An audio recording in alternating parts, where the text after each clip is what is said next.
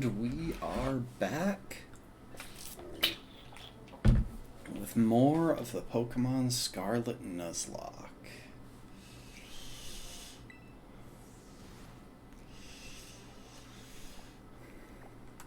Our goals today are pretty simple, though the first one may actually seem a little bit random. We are going to check the level up here in Sokarat Trail. Just because I'm curious as to what level of Pokemon we'll want to have when we go for our encounter there. But once we've done that bit of bookkeeping, I think the time will come for us to head into North Province Area 2. We'll clear out stuff on the way to the last Team Star base.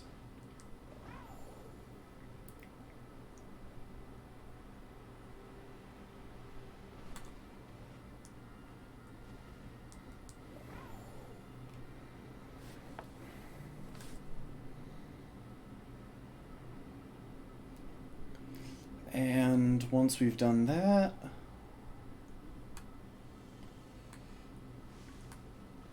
we'll get ready, we'll do our leveling and actually take on the final Team Star base.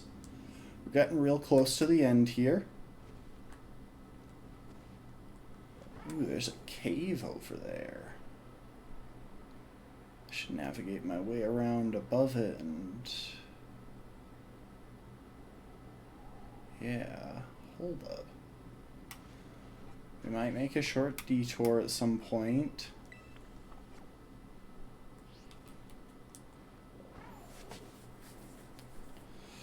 But yeah, I just want to see what kind of levels we're looking at here on Sokarat Trail.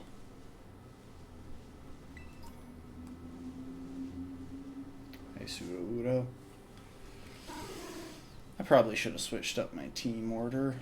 Okay, so the same levels as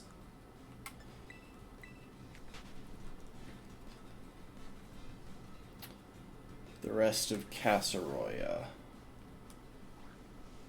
Still, I don't have a specific encounter in mind. Truth be told, I don't even really know what's available here. So we're going to wait until after we've beaten the two remaining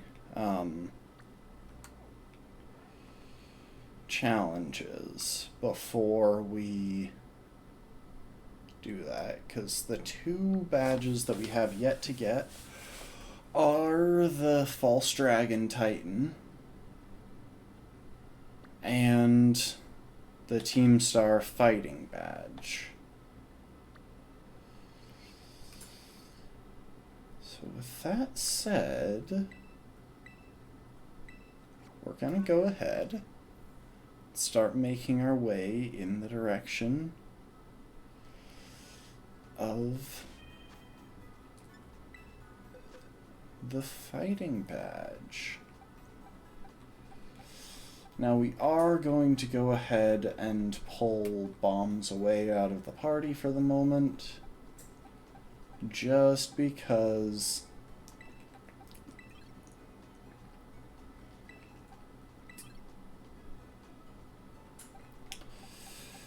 she's pretty low level at the moment. We don't want her around until we're actually doing some grinding. Oh, except I just completely forgot the one thing that I had already decided I was going to do. Okay, give me a sec.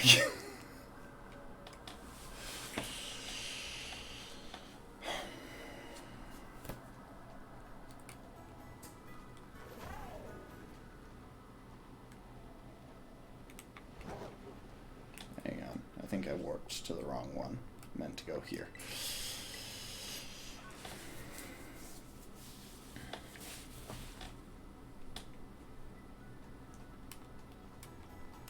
There we are. So yeah, we still don't have the climbing ability.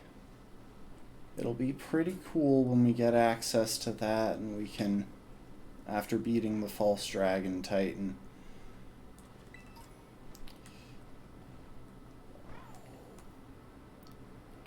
So then we'll have the freedom to go pretty much wherever we want on the map. We'll be able to climb to the very peak of Glaciato Mountain.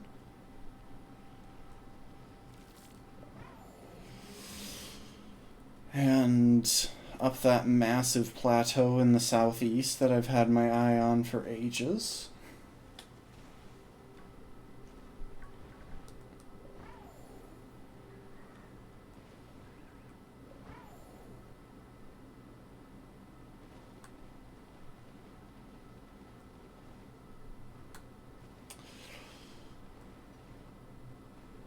And potentially a couple of other cool locations. Also, I'm pretty sure, just based on looking at the map, I'll show y'all in a second here. I'm pretty sure there's an important cave inside this big rock here, just because it looks like there's a very distinctive path leading into it.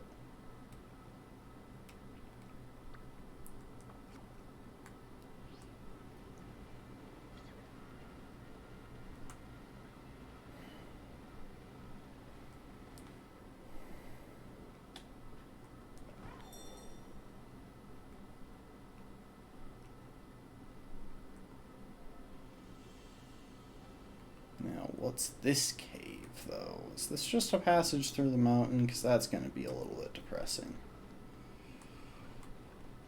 It is just a passage through the mountain.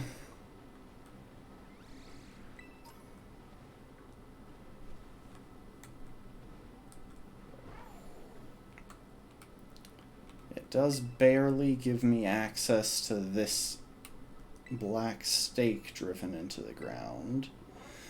And I have been making a focused effort to pull those out, despite not having the slightest idea what they actually do.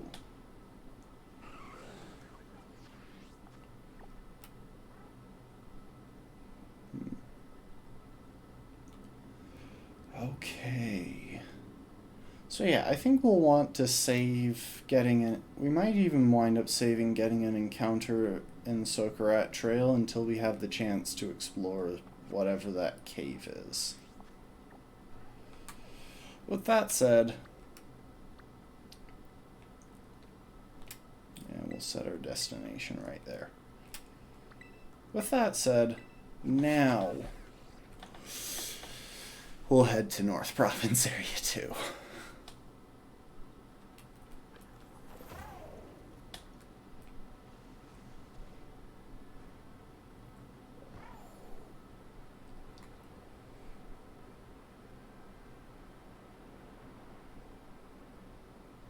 Should have taken that as a sprint. I think I actually get a little bit more distance if I do a sprinting start to my glide.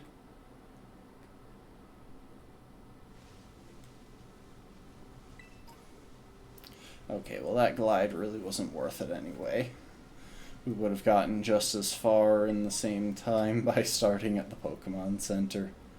Ah well, you can't blame me for trying to do things with a little bit of flair, can you?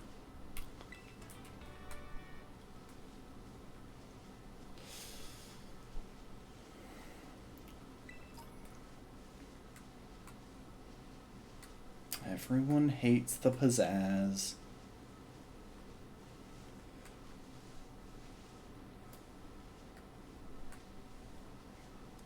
I'm still very surprised that Lokix, that bug that we've been seeing around a lot, isn't a part fighting type. There's actually one other important thing that I wanted to do that I just remembered. I want to see what types we don't already have in the party. So, Steel, Ghost, Fighting Flying, Normal Psychic, Fire, dark, electric, grass, so that's 10 of the types, water, dragon, ice, fairy. Okay, so we've got 14 out of 18 types. Now I know a couple of them that we don't have currently. But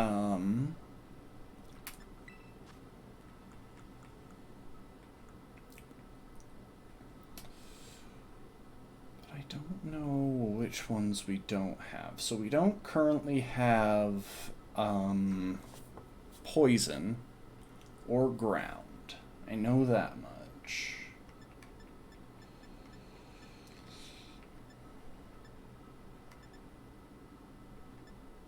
We don't currently have bug, so that's 3 of the types that we don't have.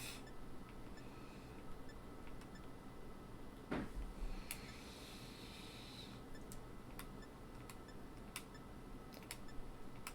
don't know which one I'm forgetting. Oh, we don't currently have rock. That's the other one. So we don't have poison, ground, bug, or rock. So as far as Pokemon that we know about that might be good, we'd want to emphasize Pokemon that fit those. So there are a couple of bug types that we could look into. For example, Lokix turns up just basically everywhere. And Sprots also turns up in this area, I believe, so we could potentially pick up a bug type here.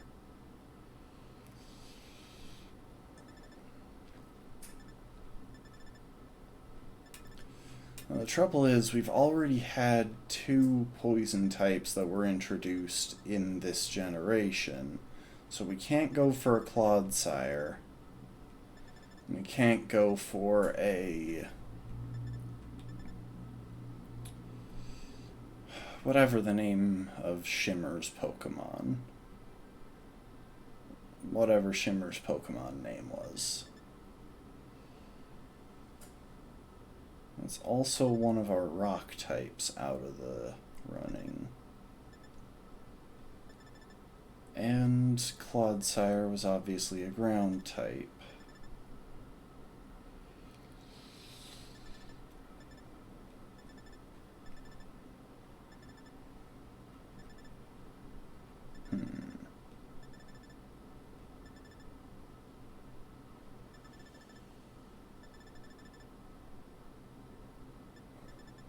I don't suppose they've introduced a ground type evolution this generation, have they? That truly would be wishful thinking.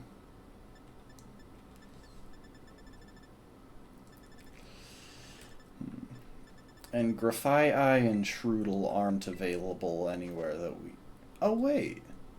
We could hypothetically get a Shroodle. If we want a poison type, I think. Hang on. Oh, you know what? That might actually just... I think that's actually just pointing to Tag Tree Thicket. Yeah, I don't think that actually extends out into this region. So Grafai and Shroodle are off the table as well.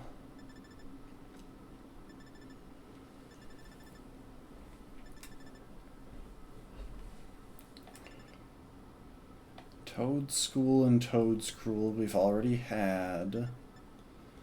Where does Cloth live? Yeah, just in the one area. Dang it. I would very much appreciate it if that was more widespread. Because Cloth would actually be a pretty decent option. And I know that Relor is only in the desert, so that's a bug type off the table.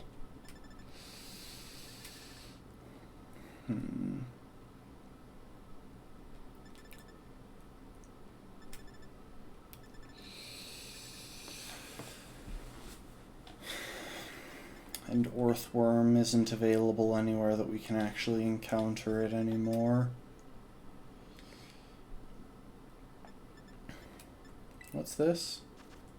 Oh, yeah, I've checked that one several times.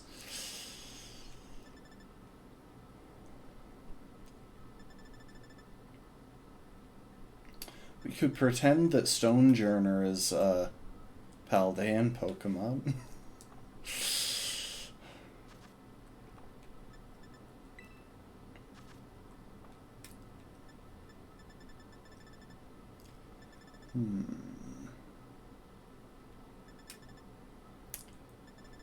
Yeah, the big trouble is just how few Pokemon we haven't already picked up, or how few Pokemon we need. Like, Great Tusk is only in the crater, I think, so we can't get that.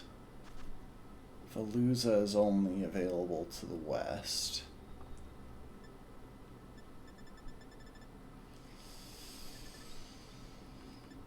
Yeah, I think most of these are only available in the crater.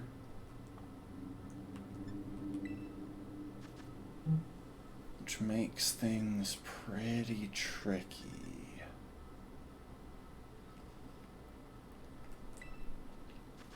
There's this thing which is probably a legendary, but I don't know where we would encounter it.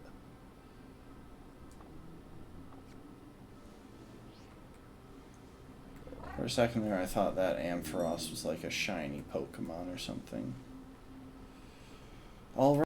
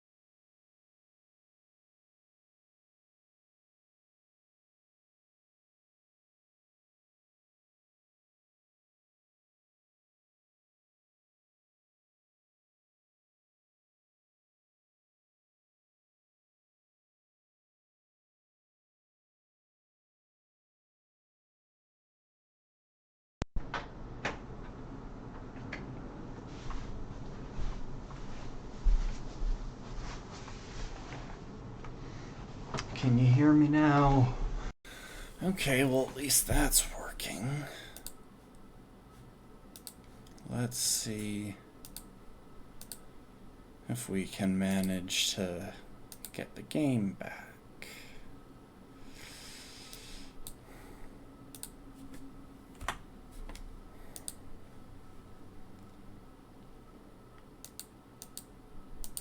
And let's make me less blurry.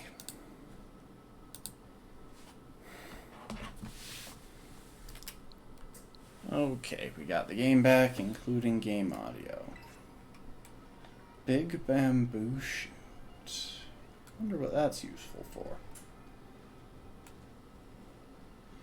So yeah, we're in a bit of a bamboo forest. We could potentially get Bisharp, or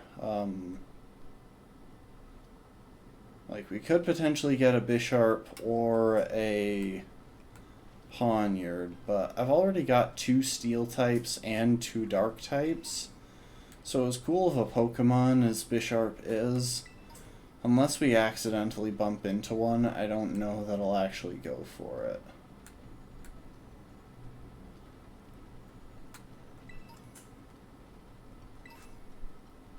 Tiny bamboo shoot.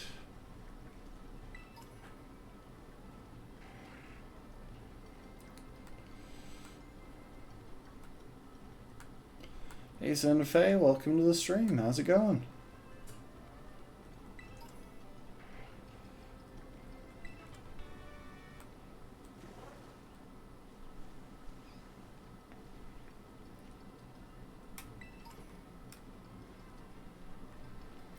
So yeah, right now we've just entered North Province Area 2. We're trying to pick out a Pokemon to actually catch. It seems like our best options might be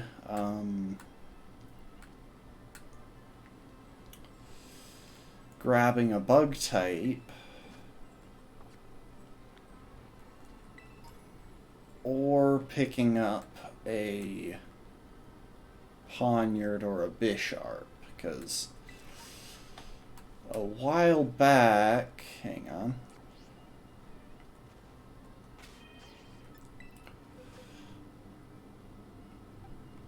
yeah, a while back we actually got this guy. Oh, hang on, I should do the visual. And I decided that the rule would be that if later on we got a Poniard or a Bisharp as a valid encounter, I could swap it for the shiny.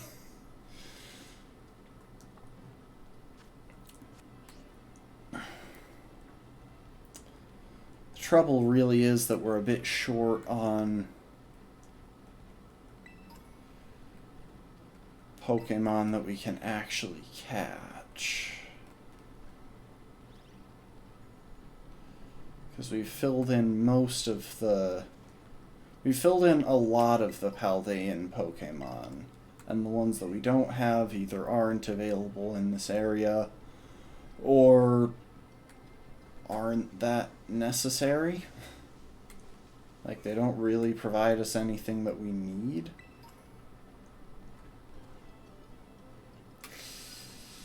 I have not finished the Team Star raids yet. I have one left. I've got one Team Star raid and one Titan left to go, and then I'll have finished all of the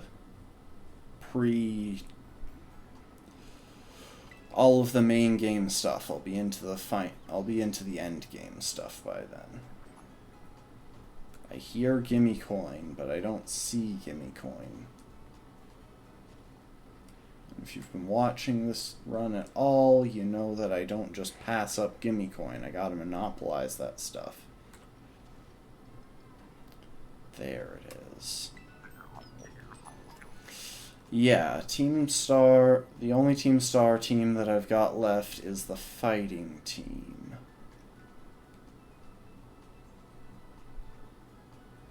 There is this area, which I kind of want to check out, even though it's still just more of the same area.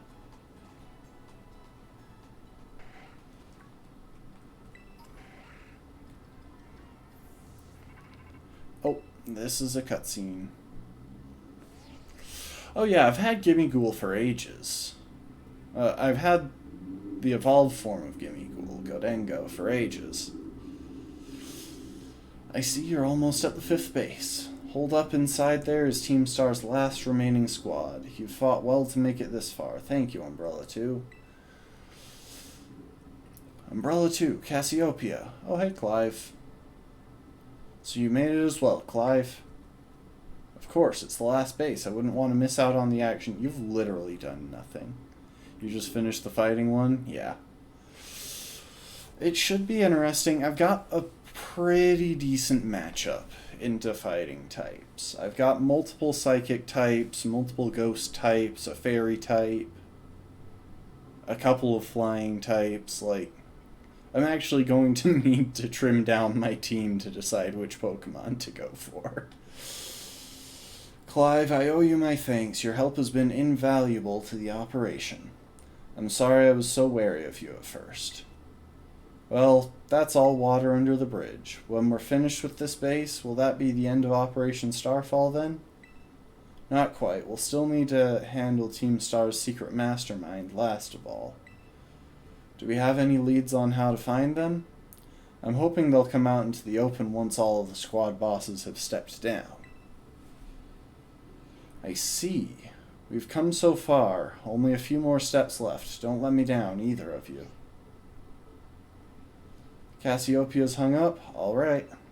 Thank you, Umbrella 2. I've slowly but surely come to understand Team Star. I know what I need to do, and I know what my final decision will be. For that, I can't thank you enough. Take care in that base, Master Umbrella 2. Ah, sorry for getting all polite there. Don't know what came over me. Yeah, it's kind of weird. It's almost like he's acting like a teacher or something. You know, some sort of authority figure. That doesn't make sense.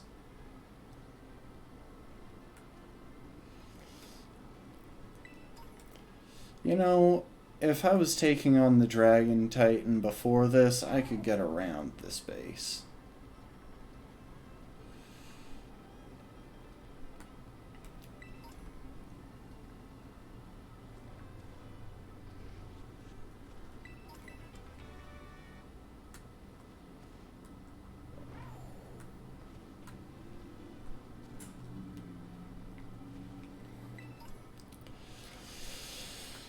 But yeah.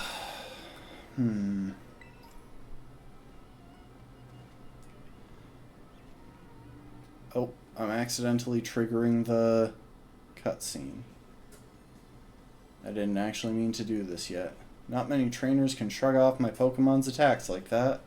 Same to you, Aerie, was it? Your Pokemon have clearly spent a lot of time honing their moves. But I'm surprised to find the boss herself out here defending the gates. Don't you trust your grunts enough to put them on guard duty? Watch your mouth. I'm here because I don't want to risk anyone else getting hurt, that's all. What a benevolent boss. Now, if you want to get on with our battle, I'm already on my side.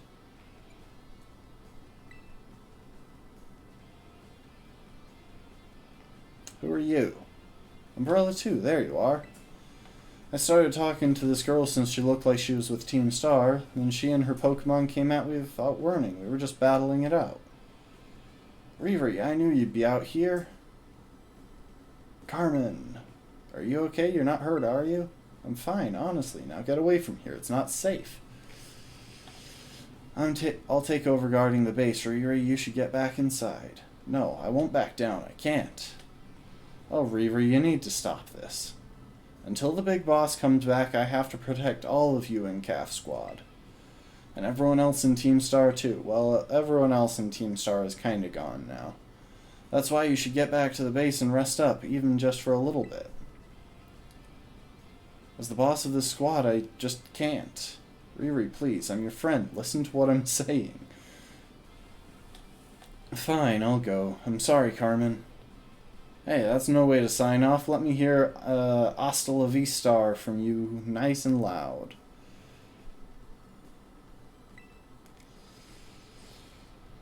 Hasta la Vista.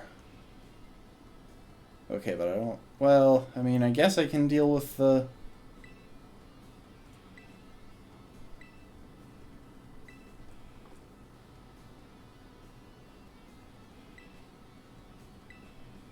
Hold on. I'm not actually trying to start this. I don't have my team put together yet. Oh, heck. Ah.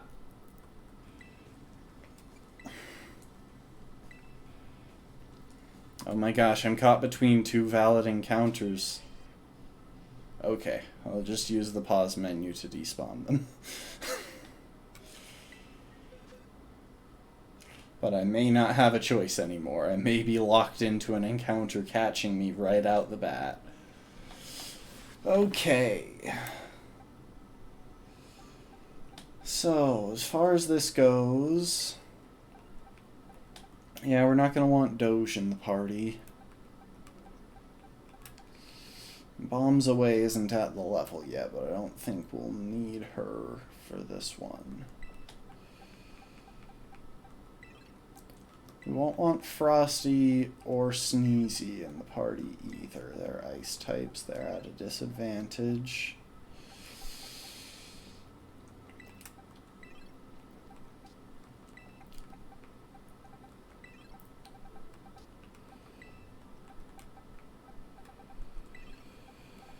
I don't really like going into battle without Tiny in the party.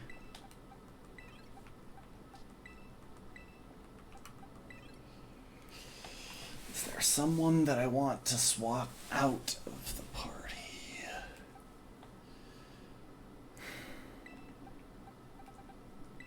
Tiny is just such a clutch Pokemon. It's so bulky, reliable recovery, nice slow pivot, potential for status with its static ability. Like, it's a phenomenal Pokemon for this Nuzlocke, and I'm hesitant to do really any battle without it. So yeah, everyone left in the... Actually, let's make sure I've got the held items distributed the way I want. Yeah, no held item for Noose. You've got acrobatics in your moveset.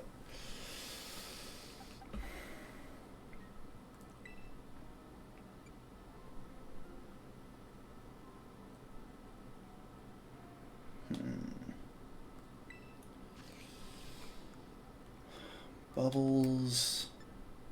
What do I have for you? Because I don't think that that'll be the best one for you.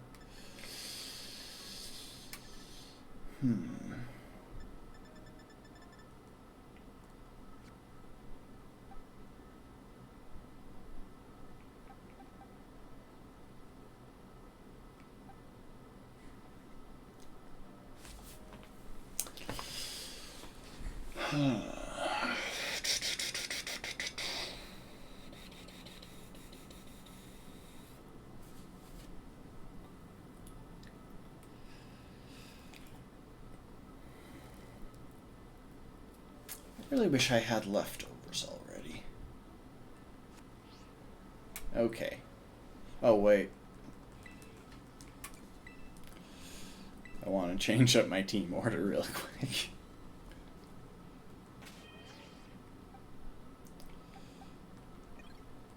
Now. Now I'm actually ready.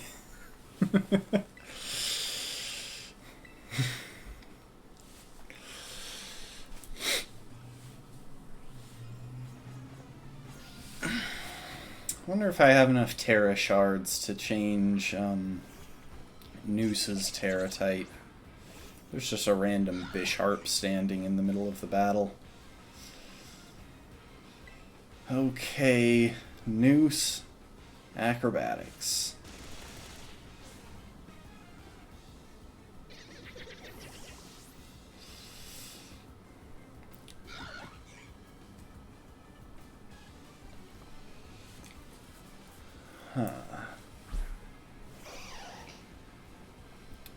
And one more acrobatics.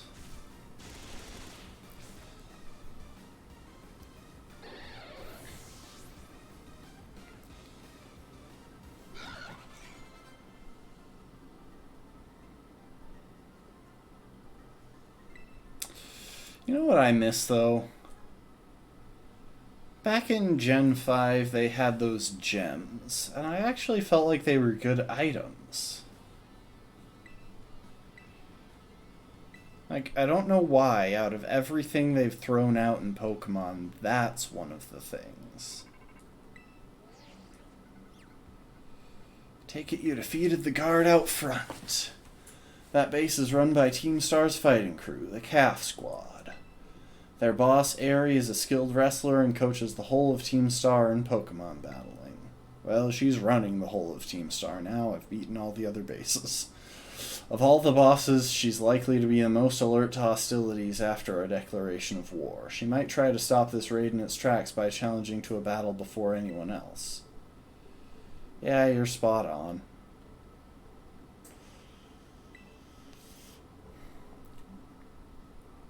She retreated? We're talking about the same Aerie, right? Well, it seems there's nothing for it now but to attack the base head on. Ring the bell on the gates once you're ready to kick off this phase of the operation. Time to wipe Calf Squad off the map. Okay, so we're not going to do our training and preparation here. We'll back up and do some leveling. Let's see. we'll want to do our leveling somewhere that we can get some levels on bombs away pretty quick. Where would be a good place for a flying type to train? What about Tag Tree? That could work.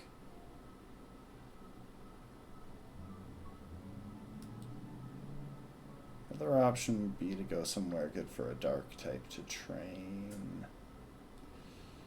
You know, we'll start off in Tag Tree, and if things are too slow there, then we'll do it. I'm kind of dodging around encounters here because I want to see what's available first.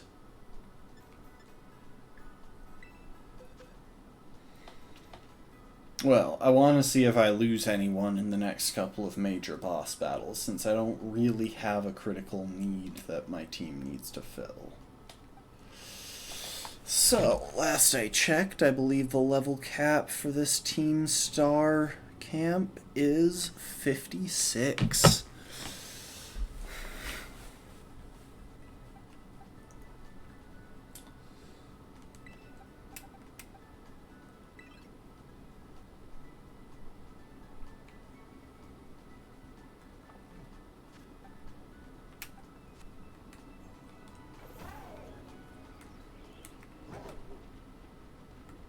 Oh, here we go. Should be pretty easy.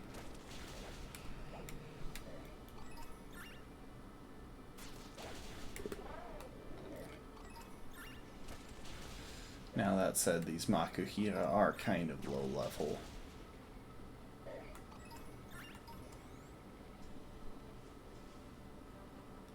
Oh my gosh, why? Why are you lagging so hard, game?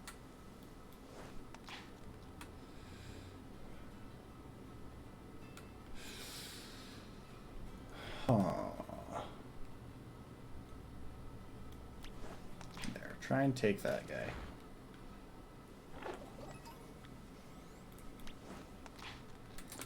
Truth be told, if I could get a Shroodle or a Grafai up in North Province area too, I would go for that pretty quick, because we don't have a poison type, and I feel like it could be useful to have one. I have had, unfortunately,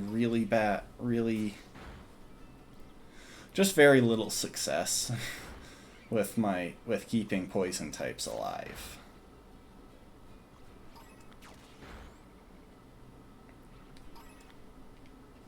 I swear they must have buffed Squavit's attack stat during this game.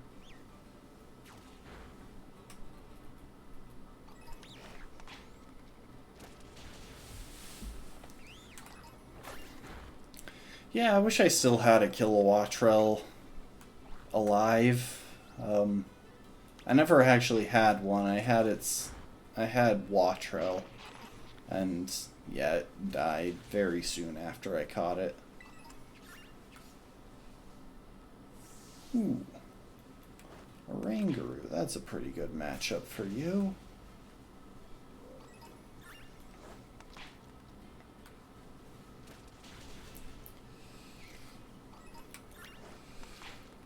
So I wonder, if I head up into the north area of Tag Tree,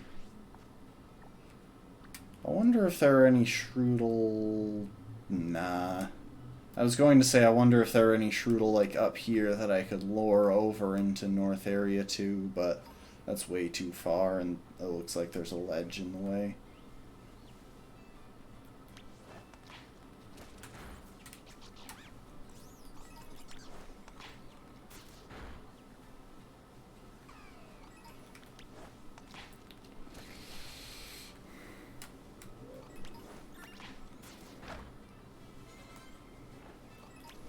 Hang on.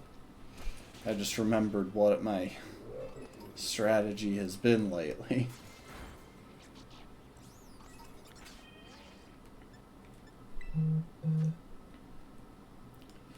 So let's see. This is the team I plan to take into the Team Star raid. Let's go ahead and just use candies to level them up.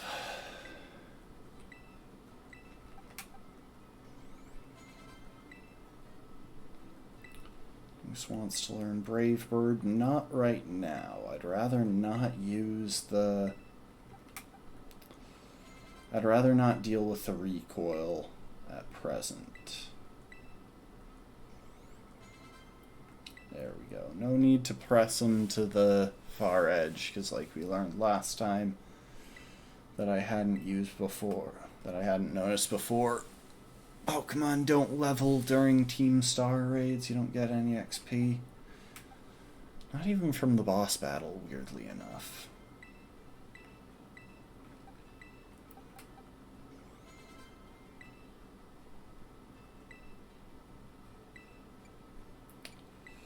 Do I have a move that I want you to replace with Last Resort? Why have I not taught you... Why have I not taught you Dazzling Gleam yet?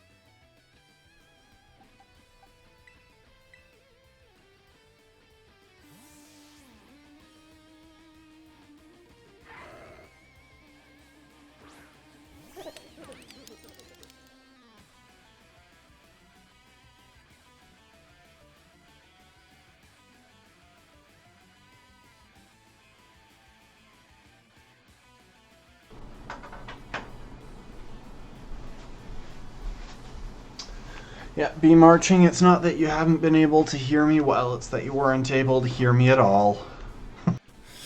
My mic disconnected.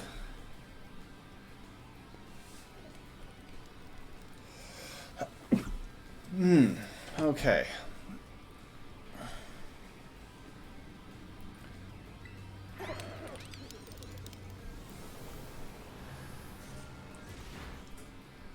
Oh, that was a crit. I don't think it might have been necessary, actually. I wasn't really expecting to one-shot there, so...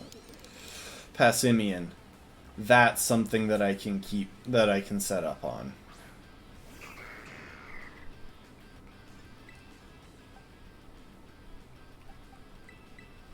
Bring in Tiny.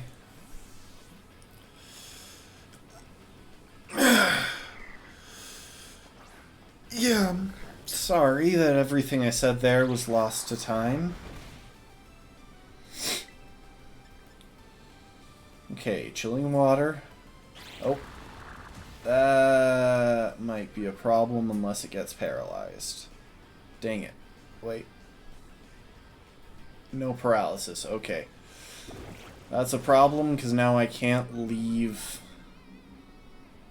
I can't leave Tiny in for another turn.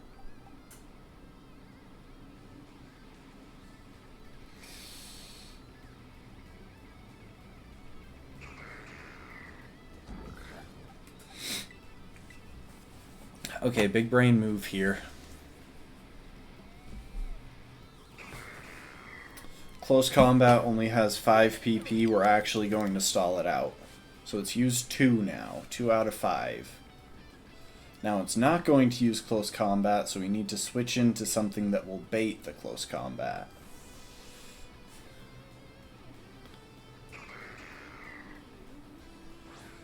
Close combat is just a little bit too strong for us to set up on.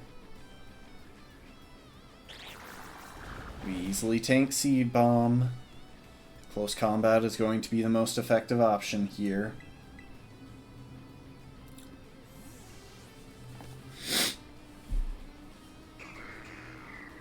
Unless it has like Fire Punch or something, in which case we're actually in trouble. Okay, that's 3.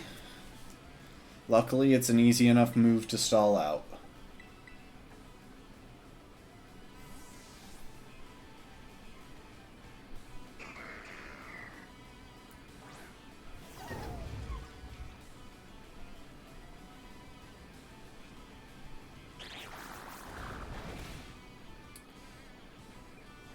Oh, you know what? I just realized. I can stall this out a bit faster. That's 4.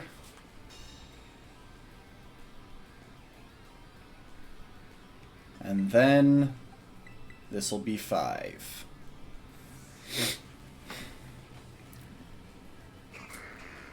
So it's fresh out of close combat now.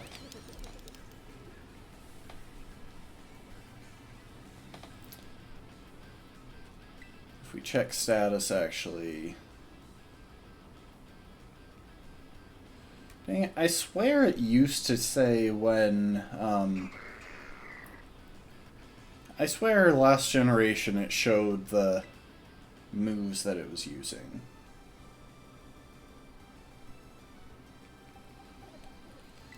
Tall Goat, you're up. We know it doesn't have dark coverage, because if it had, it would have been going for that in place of Seed Bomb.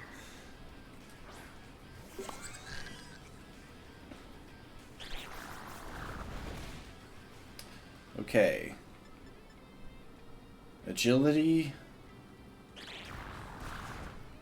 We're probably going to have to agility an extra time.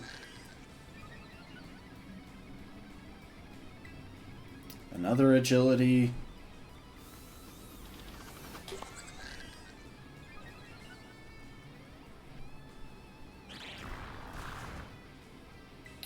Nasty plot.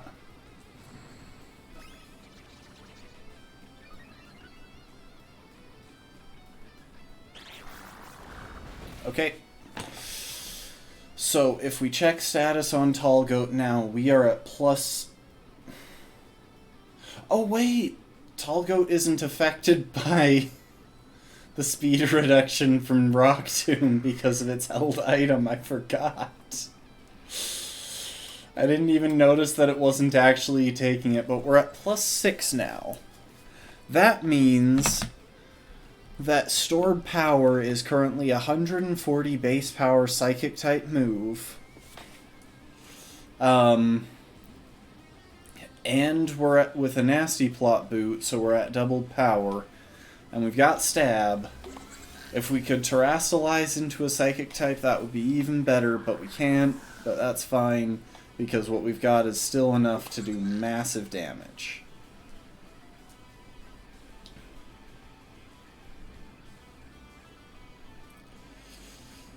There is a small chance that this thing can survive and still damage us effectively, but I'm hopeful that this is a one-shot.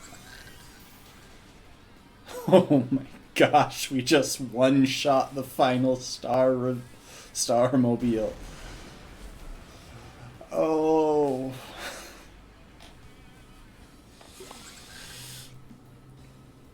And I don't even think that was a super effective hit.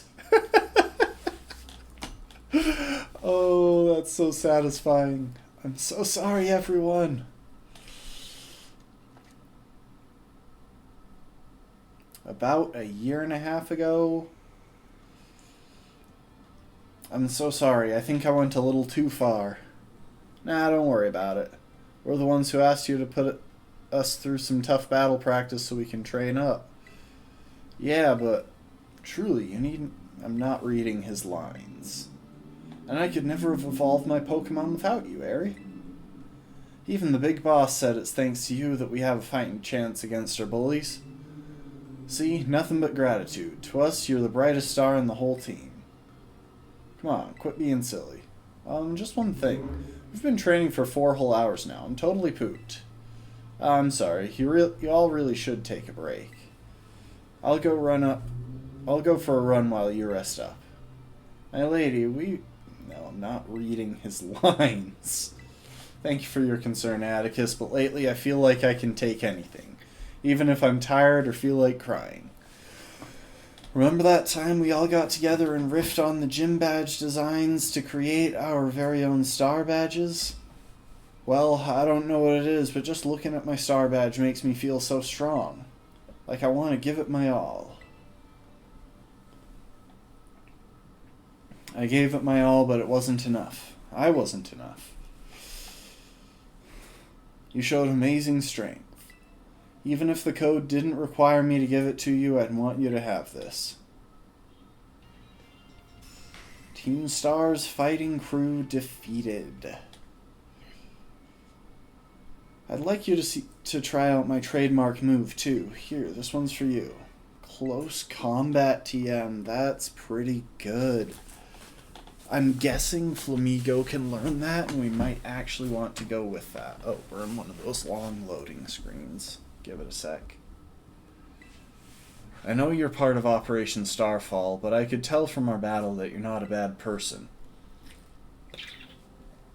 The way your Pokemon look at you with such trust gives it away.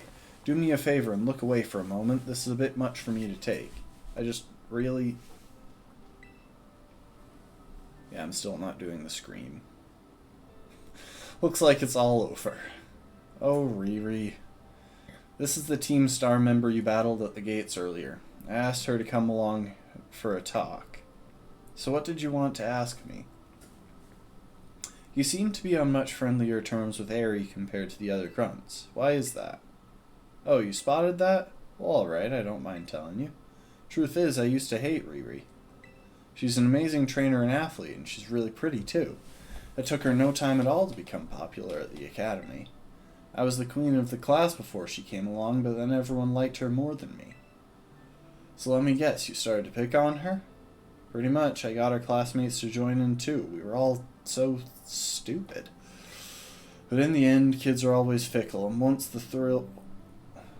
one thrill wears off, they look for something new. Before long, the class chose me as their next target and started bullying me instead. I guess I deserved it, but then Riri, she chose to help me even though I've been so horrible to her. She told me that she understood how hard it is to have no one on your side. And she invited me into Team Star. Even after you bullied her like that. What a kind girl. She really is, and joining the team has worked out great for us. It's been so much fun. Ah yes, joining the child-based militarized organization. Fun? There are rumors that Team Star likewise engages in bullying. After hearing my story, do you really think that's true?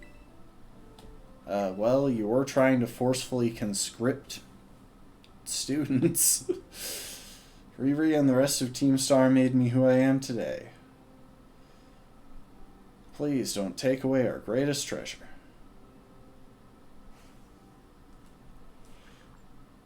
Again, I'm not going to feel that sympathetic to the child-based militarized organization that was attempting forced conscription against other students. I know they want this to be a sympathetic, villain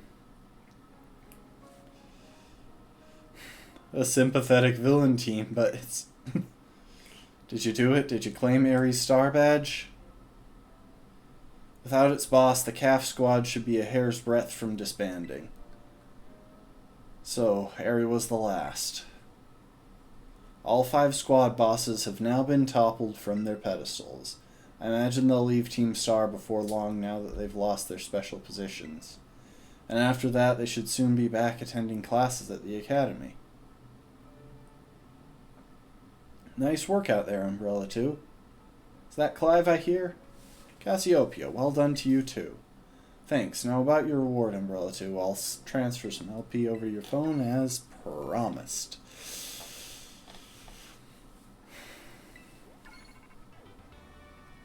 And we got some fresh TMs. Well, that reminds me. I'm doing the whole supply unit rep thing this time, right? Indeed. You can go ahead and give Umbrella 2 his bonus reward now. Operation Starfall has entered its final stage. There's only one thing left on the agenda. You must defeat the big boss and have Team Star disband for good. Where's the big boss? Yes, it's you. We know, Cassiopeia. This is no surprise to literally anyone. I didn't mean to keep it from you for so long, but the right moment never came. I'm the one who formed Team Star. Back then, the members of the team were my closest friends. And I treasured them more than anything. If they go on like this, Team Star won't do any good for anyone. They've got to give it up, so I'm using the code we made together to force them to disband. Umbrella 2, I'll be waiting for you in the schoolyard after dark. You should come as well, Clive. Okay, Penny.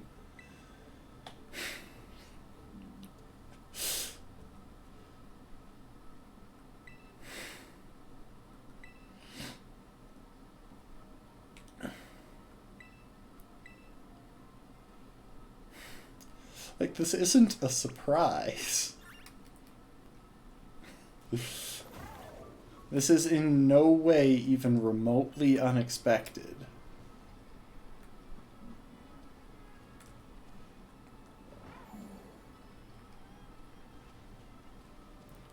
Sorry, I'm just...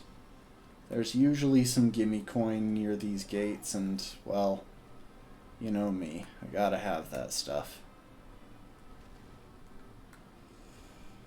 Curious to see just how far their encampment goes.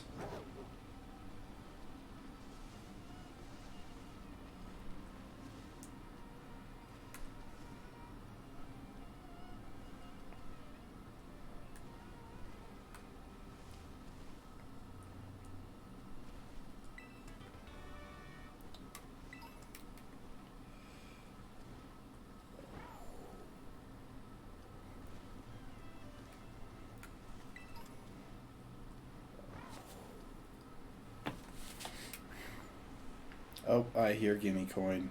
There you are.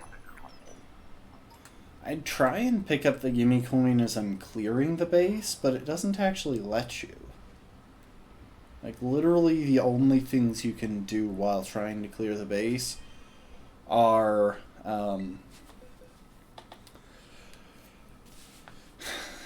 send out your Pokemon, heal, and withdraw. Okay. Let's switch back to the main party.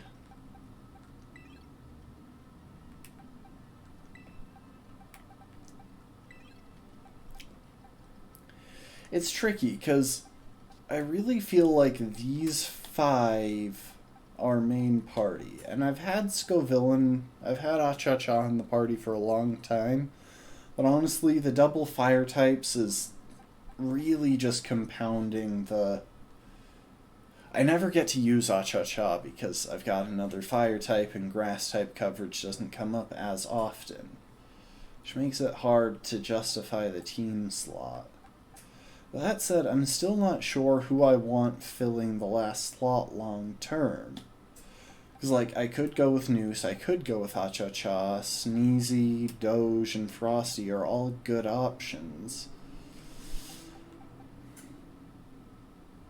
I'd be surprised if I didn't wind up bringing Sneezy in at some point. It's just, we actually have so many good Pokemon.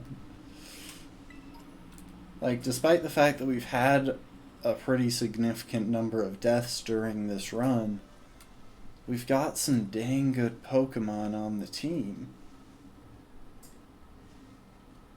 that I'd be pretty hesitant to swap out.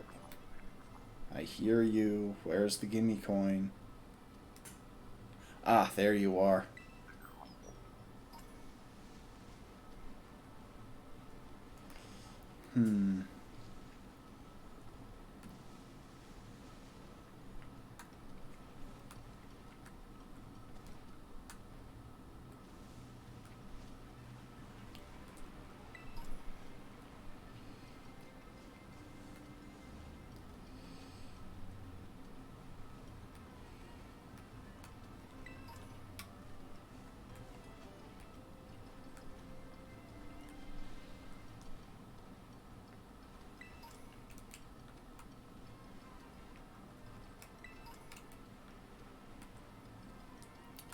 Not gonna go down into that valley yet. Still need to finish clearing the camp of all its useful items. Is there any gimme coin around this building? There is.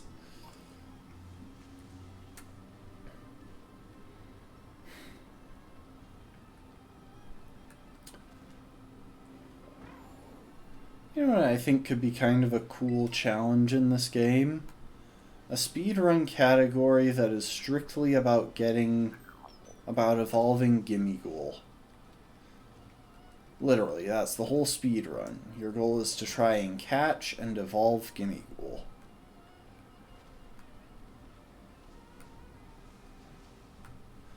Which means you would have to figure out optimal gimme coin grinding routes.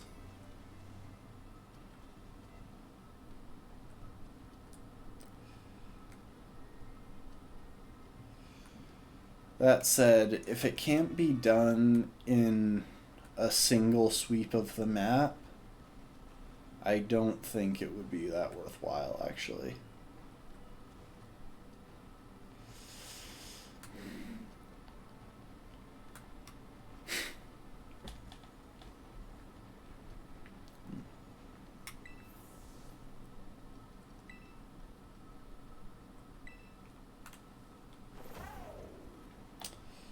Oh, that's right. You have the option to re-battle them. Ooh, fighting Terra Shards. Nice. That could actually come in handy. I do want to see real quick, because I haven't looked at my Terra Shards recently.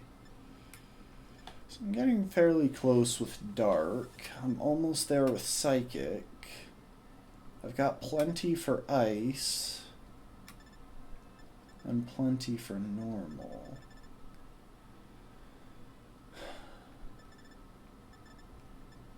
Where are my flying Terra Shards? Only 22? That is kind of frustrating.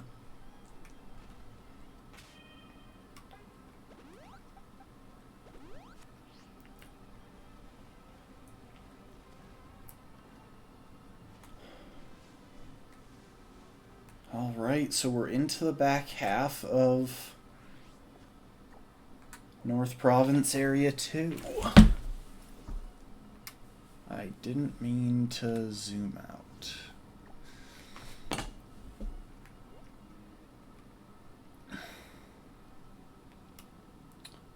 It does seem like the only way further would be to get up this cliff. I can't even tell if that's possible. I genuinely can't tell if this is the end of the map or if there's more in that dotted out area that I haven't unlocked yet. Maybe it's unlocked during the post game or something.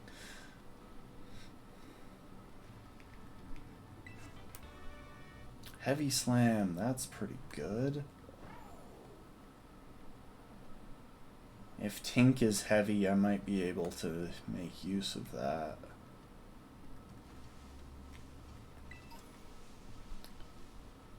Let's see, we got a Pupitar there.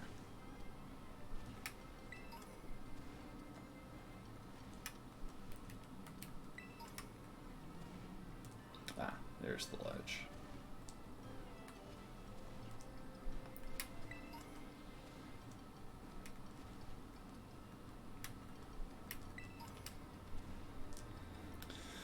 I don't suppose I could like bait one of the wild Pokemon near the gate to follow me into their base so that I could get an extra encounter.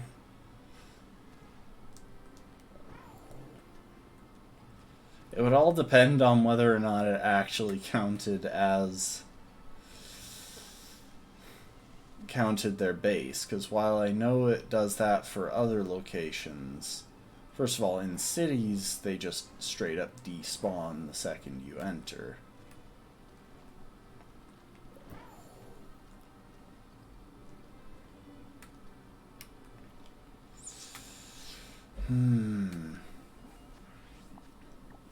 Where to go now?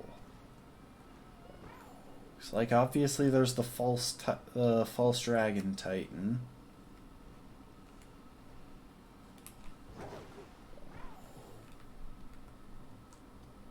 Crap, I didn't mean to jump off there. I was trying to get a running start to try and make that plateau. Ah, well.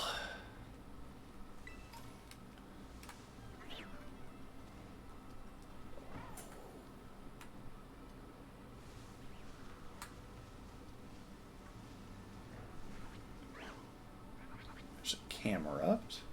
Just wandering in the wild. That's kind of neat. Oh, dang!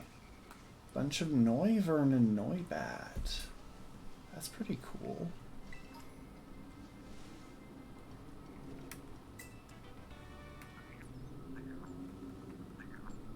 I see the gimme coin.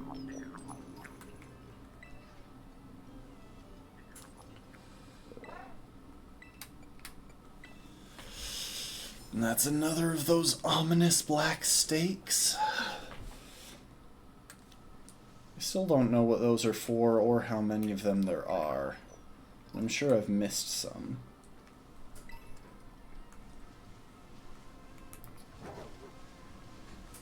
Just because they're actually kind of hard to track down, given the world is so stinking big. Bug Buzz. Oh, that could be cool if I got a special attacking bug type, which I think there's literally one special attacking bug type in this game that was introduced in Paldea.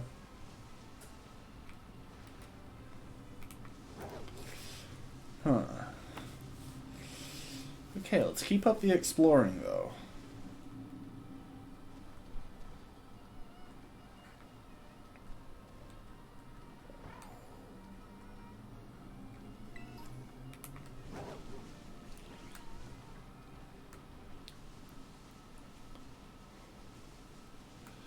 I wonder what these big black rocks are.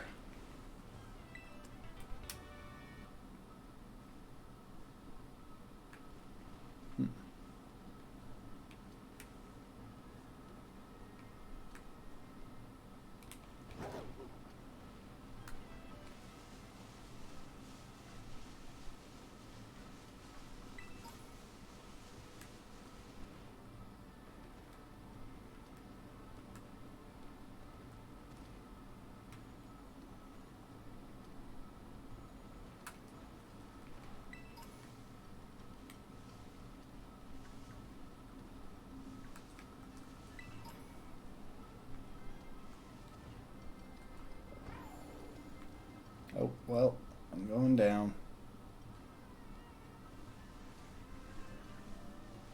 We got a Growlithe and an Arcanine. That's kind of neat. Ooh, a bottle cap. Like, I think there's a purpose for those bottle caps, but I don't know what it is. Also, I think there might be a way out of this valley, but I also don't know what that is. Hang on, I'm about to be charged by, I think, multiple Pokemon. There they go.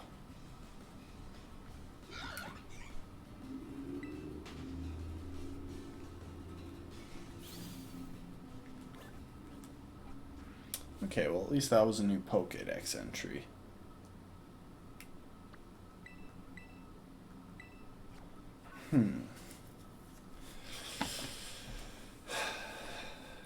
This is tricky.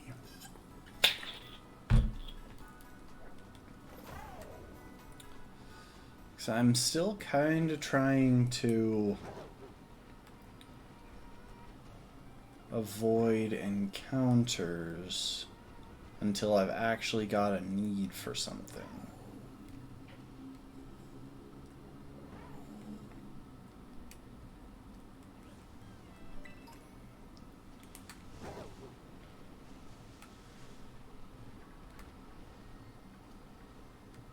Yeah, let's not battle the Terra Corvic Knight. Thing's probably level 70 or 80 or something.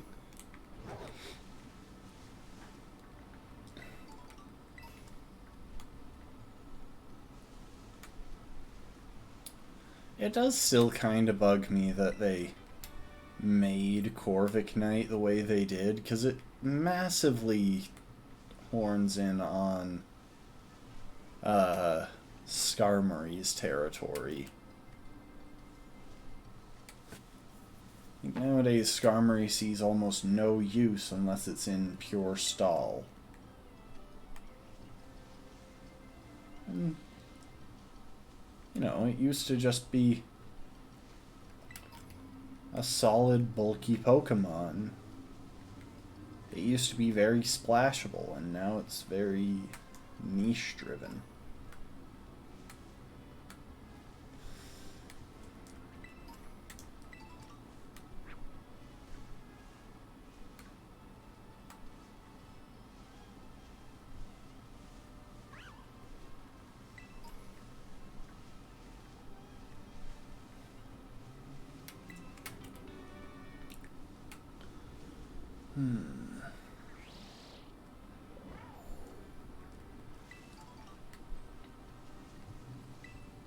What's in here? It's an electric combi.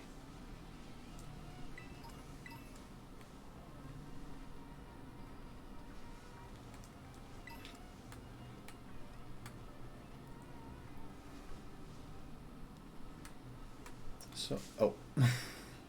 Those Flabébés spawned in very late. Oh, no, those are Floette. They still spawned in very late.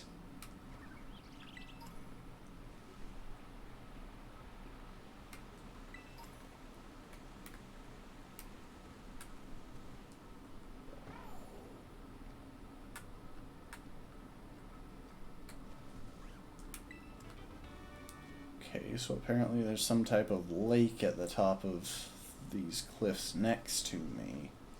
If I can find my way, or I guess it's not really a lake, it's a pond. But I would have to find my way up there. Hold up.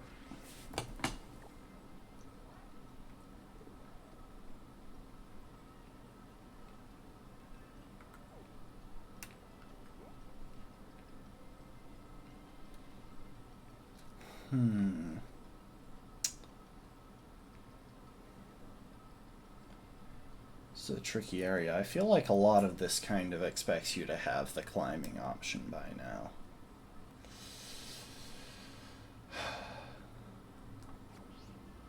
Real quick, I want to see something.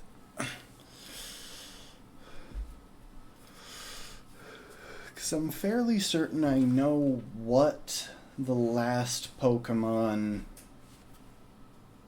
the last Titan is, but I don't know what type it is. Nor do I have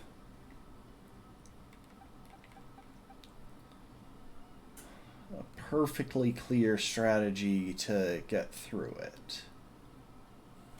What are Sneezy's actual stats? Oh, that's a lot of attack.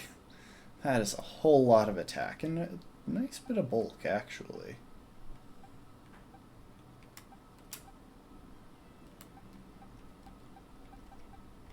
Not the bulkiest thing on our team, but far from the least. Yeah, it looks like it's the second highest HP on the team, after Frosty. So let's see, as far as taking on a dragon type, which I believe is probably going to be another dragon water type, like Tatsugiri, because, okay, real quick. If we open up our Pokédex and look at Tatsugiri's page, that thing, right there.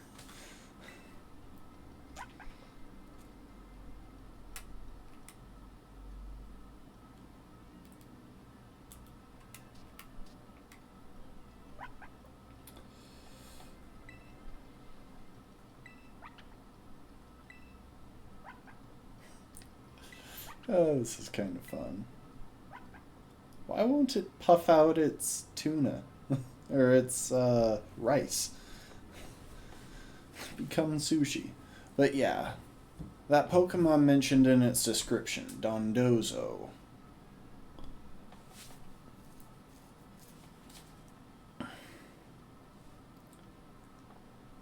Which I believe is that thing right there. I'm guessing that's what we have to beat. But I don't know I don't know what type that is. I don't even know if it's technically a dragon type. For all I know, it's going to be a Dondozo with a Tatsugiri in its mouth. Which makes this tricky, to say the least. So what we might have to do, actually, is head to the lake.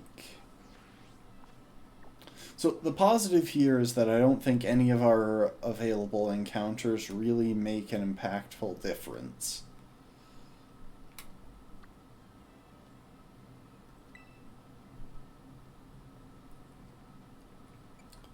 What we might go ahead and do, we're going to fly to the watchtower.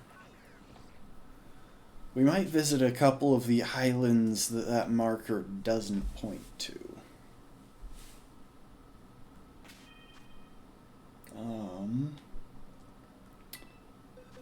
As far as things go, our best team for taking it would probably actually include Sneezy, especially because Sneezy has the option to oh, hold up. Let's take away the Eviolite from Sneezy. There's no point in having it on her. But yeah. Sneezy has the option to terrestrialize into pure ice type, which would let her at least avoid taking super effective damage from its dragon type moves. Meanwhile, she could do some pretty impressive damage with hers even without stab. Or if this thing happens to actually be weak to ice moves, then we've got a chance there.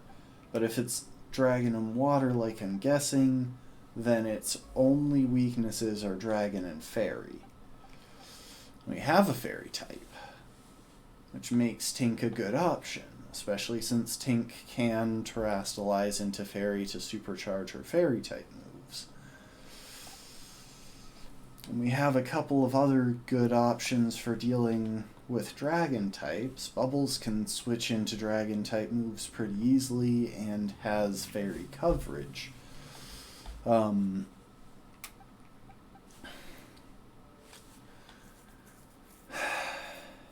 Finny can easily take the water type moves.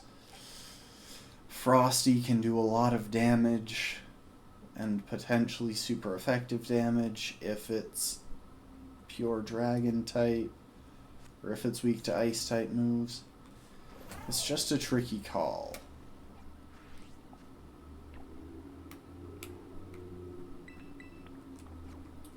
So yeah, the plan at the moment is that we're going to explore a bit out into the lake. The reasoning being, it'll potentially give us a chance to encounter one of these Pokemon normally. Though I think it might actually be a thing that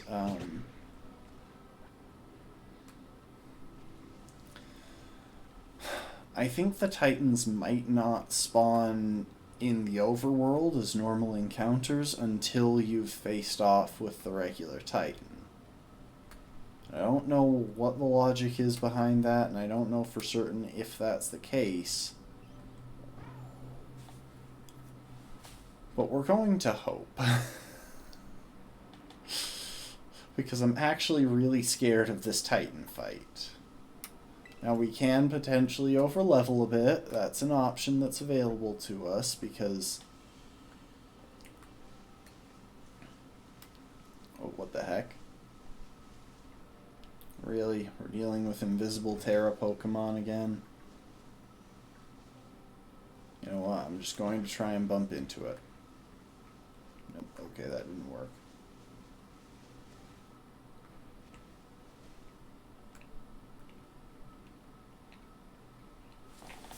Look, like that stake on that island, I'm reasonably confident we can't get to. Because we need the climbing ability.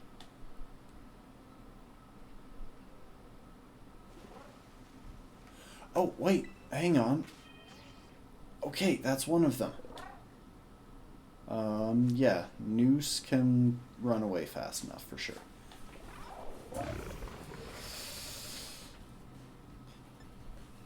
Dondozo, what type are you?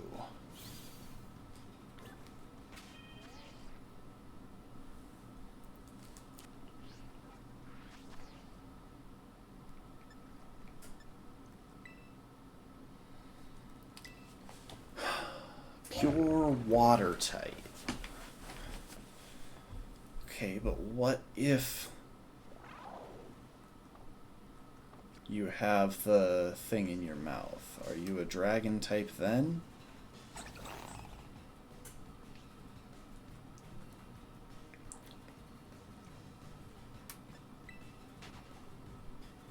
Sorry, Veluza, but I really don't want to have to fight you. There's some gimmick, because this thing is definitely going to be some form of dragon. I just don't know how the mechanic works because I don't have both it and Tatsugiri. If I did, then I could try and find an opportunity for a double battle.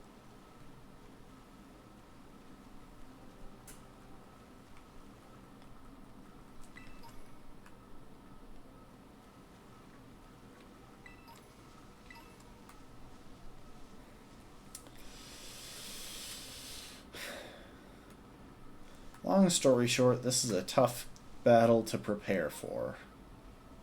So hypothetically, this is a pure water type that we're going up against for the dragon boss fight. But you just know that means there's some sort of gimmick or trick or something.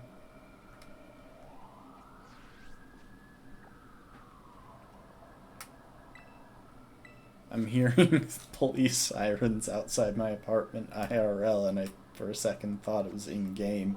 Thought I was hearing some Pokemon cry.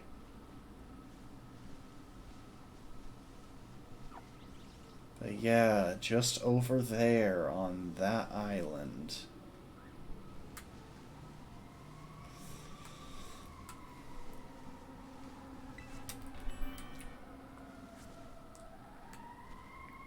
See, one thing that I might actually do, just because I'm not that, like, To be clear, I like Emmy, I like its design, but it's not that critical to my team building. Oh, I meant to pull it out.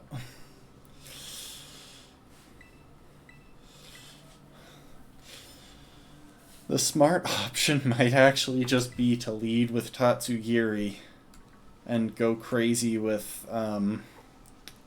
just straight up powerful dragon attacks and try and break it that way. Just to get an idea of what's going on, because it's one of my more sacrificable Pokemon right now. And I feel bad saying that, because I am actually really excited to have it. It's a cool Pokemon. I wonder if the Titan isn't actually... Wait a second. Okay, quick theory time. What if the Titan isn't actually Dondozo? What if the Titan is a Tatsugiri inside a Dondozo's mouth? So if we look at Tatsugiri... no, this is the wrong place to look at it. So obviously Dondozo, pure water type, not a dragon.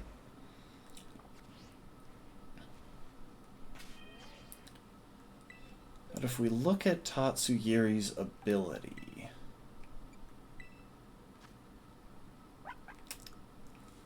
When the Pokemon enters a battle, it goes inside the mouth of an ally Dondozo if one is on the field. The Pokemon then issues commands from there. Now, I don't know how that interaction works, but based on the description, there's a chance that it would actually, like, be hiding long-term in the mouth of one of those things. And we might have to defeat the thing that it's hiding in to even get at it.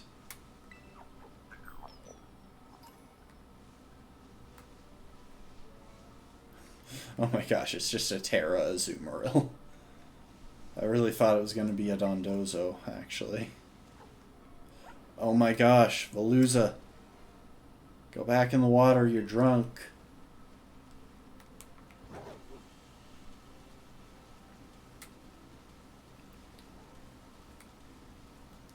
Veluza, stop spawning in front of me.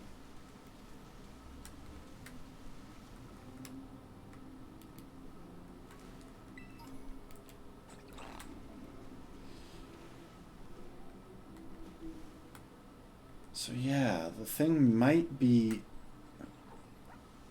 like, it might be a Tatsugiri inside the mouth of a Dondozo. There's definitely a gimme coin on this island. Yep, there it is.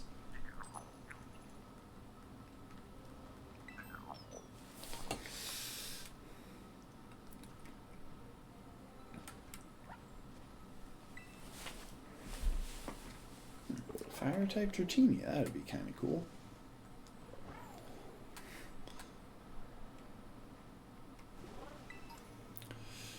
I don't suppose if I get, like, just up nice and close to Sakura Trail that it'll count as a Sakura Trail encounter. Maybe I can, like, bait or chase a Dondozo over and capture it just so that I have a chance to maybe learn the mechanics that Tatsugiri works with. No. We're right up next to it, but this does not count as Sakura Trail. The only other option I'm seeing is to try and see if there are any Dondozo up here, and I'm pretty sure there aren't. Okay, we're going to briefly explore Sakura Trail.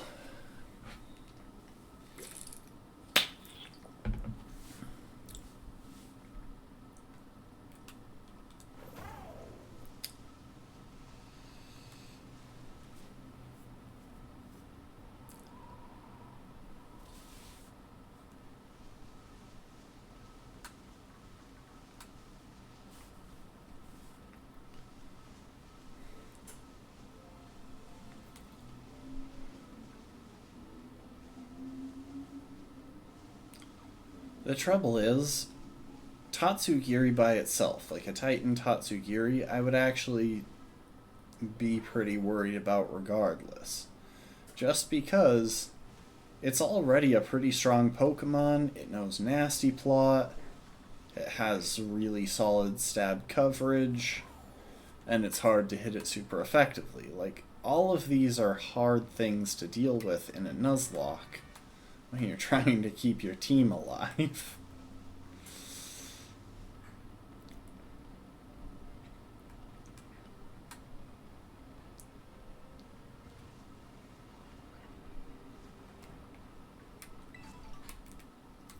A Bonberry. Ooh, that could actually come in very, very clutch.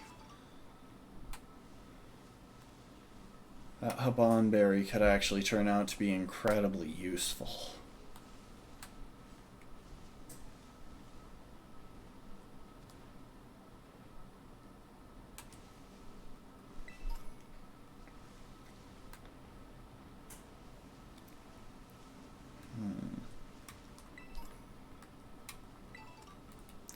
That's another.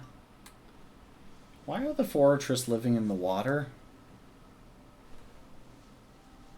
To the best of my knowledge, they are not aquatic. They're bug and steel types. I've never heard of them having any connection to water.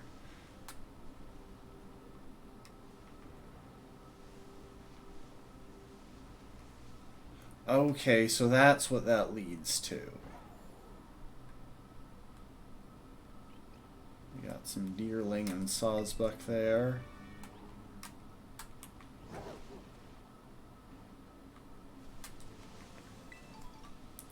Hey, Heracross. Don't worry, I'm not here for you.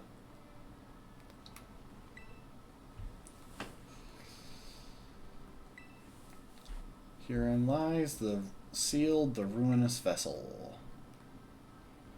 Yeah, I'm guessing those things are, like, opened once you've pulled all of the stakes, but since this is a blind run, I can't actually look up where the stakes are.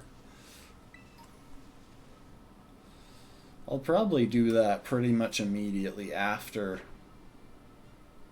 Oh, that's a slacking. No, we're not going to fight that.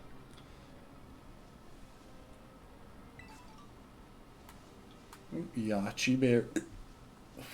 Sorry about that. Yachi Berry. A way to protect against ice coverage is always appreciated.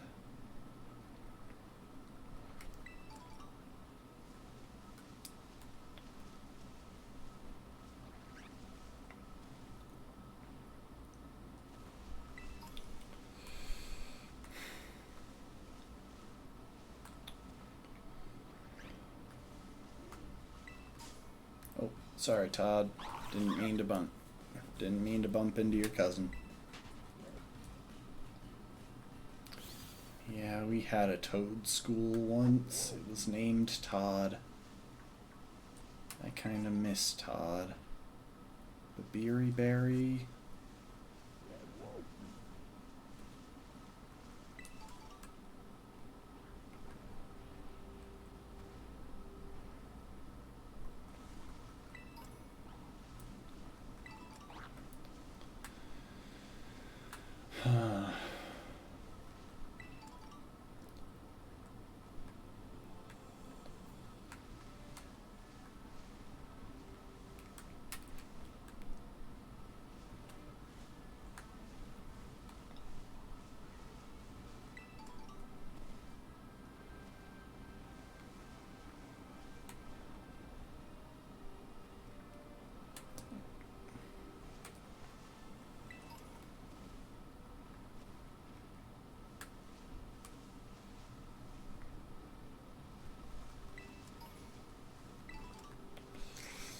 I'm just trying to see if there's anything that would actually help us here.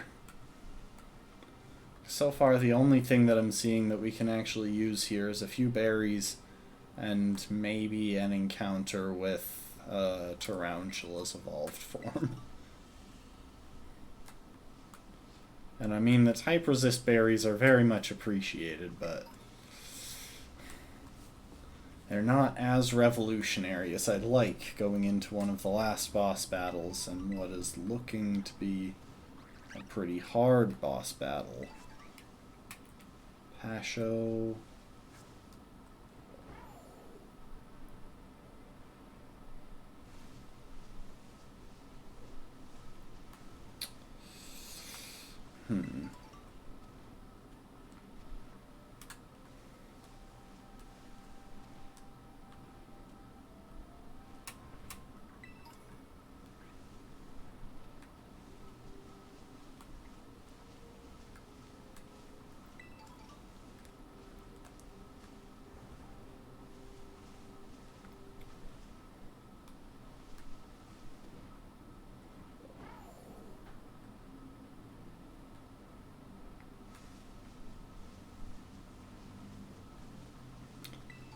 Lots of good Pokemon around here, but none of them are Paldean natives that I haven't encountered before, except for that tarantula.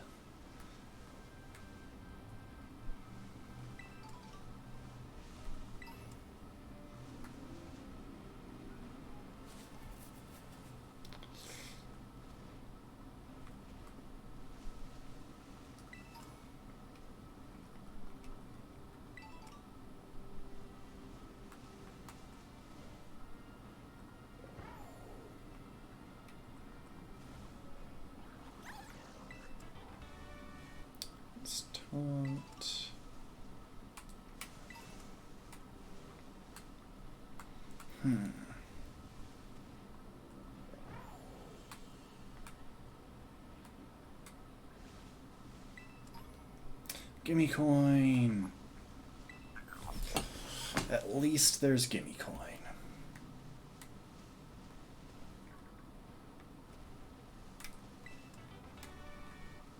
As long as there's gimme coin, no effort was really wasted. As long as I can continue my efforts to monopolize this cryptocurrency.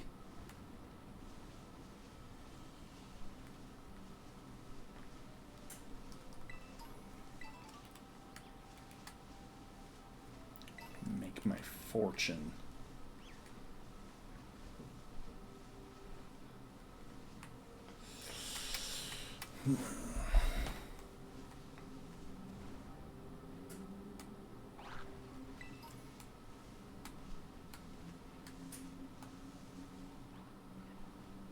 Sarina.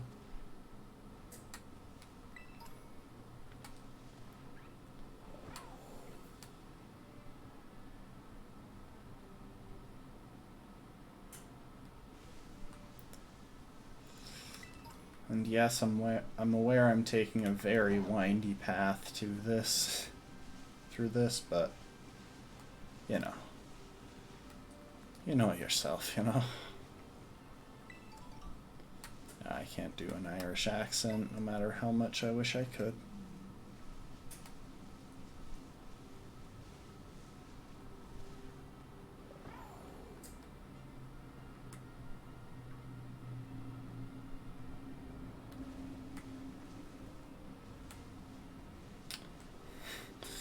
I probably wouldn't even be bothering to be this thorough if I wasn't getting these berries, though, because the berries are actually, like, they could very much come in clutch for the Elite Four and so on.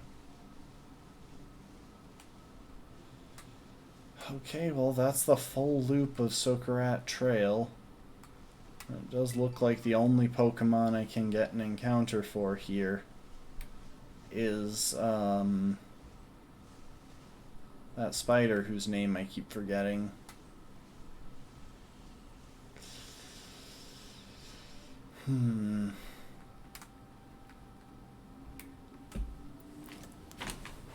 Okay. Here's the plan.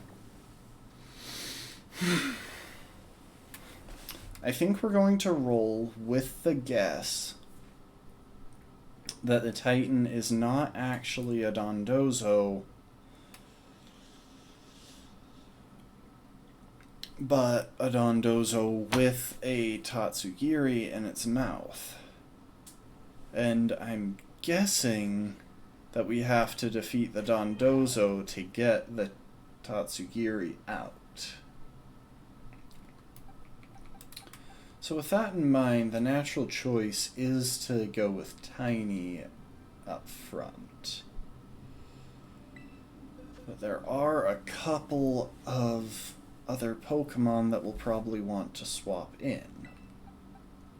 Specifically, we don't want Frosty in for this fight. Or, we don't want Chomsky in for this fight. And I don't think there's really much point in having Finny around. And we'll put Emmy in there in place of Noose. So those three didn't really have a clear advantage as far as the battle goes. The only real question that I can think of is whether it would be good to switch in Acha-Cha for grass coverage in place of Bubbles. Because Bubbles has the ability to hit dragons super effectively with Dazzling Gleam, but Acha-Cha has the ability to hit water types super effectively with Bullet Seed. And I don't know if there's some type change action for a Dodonzo that has a Tatsugiri in its mouth.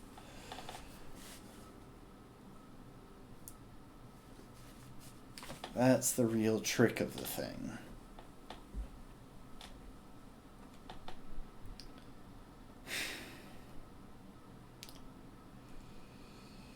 You know what? I think Acha-Cha is the right choice here.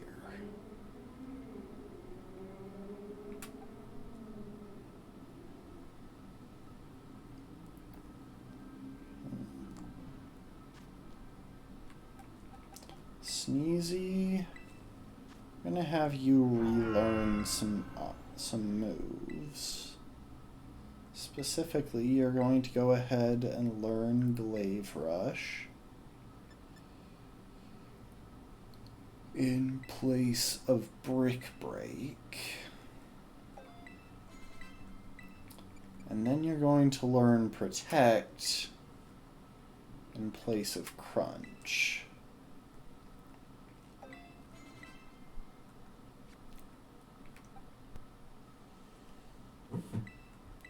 Tatsugiri, I don't think you actually have much that's going to be of use other than Dragon Pulse.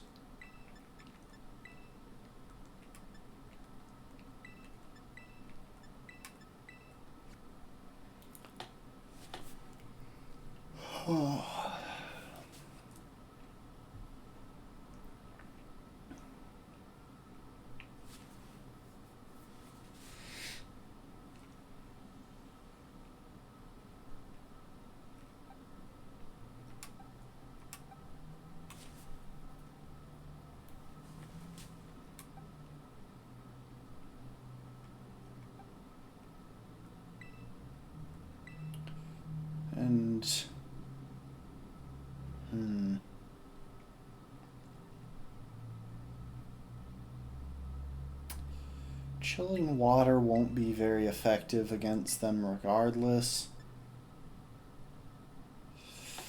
Like, it could be useful for cutting attack though is the only thing, but I know for a fact that Tatsugiri has Nasty Plot, so having an option to lower special attack seems like a higher priority to me. And I really don't want Volt Switch to be my only stab move because there's actually a chance that Tiny could be a pretty key option against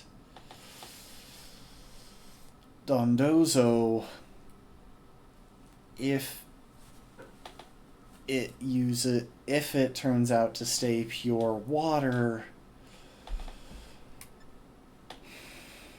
You know what? Thunderbolt. We're dropping the Thunderbolt for it.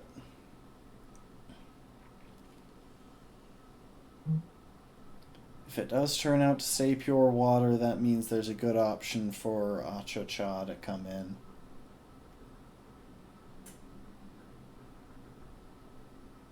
And do a lot of damage with grass type moves, especially if we terrastalize it.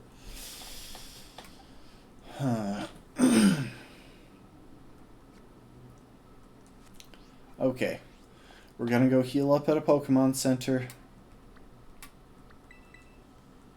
And we might go ahead and level up everyone in the party once.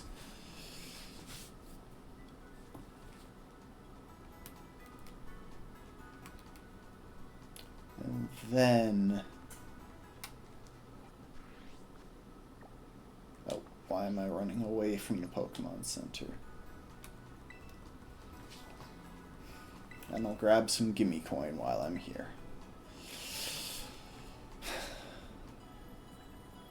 You know what, we'll go ahead and level up. No, we won't level up everyone twice. Because the thing is, I want to do Cassiopeia, which is probably Penny.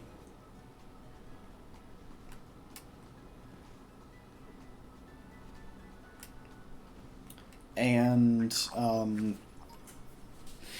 the boss battle at the end of the Path of Titans before I do the Elite Four and Champion, and the level cap for the Elite Four is 60, so I need to play carefully with my levels right now.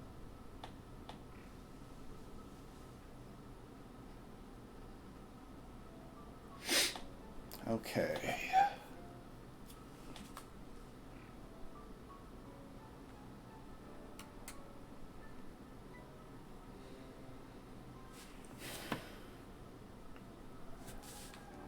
And also I have to remember that there is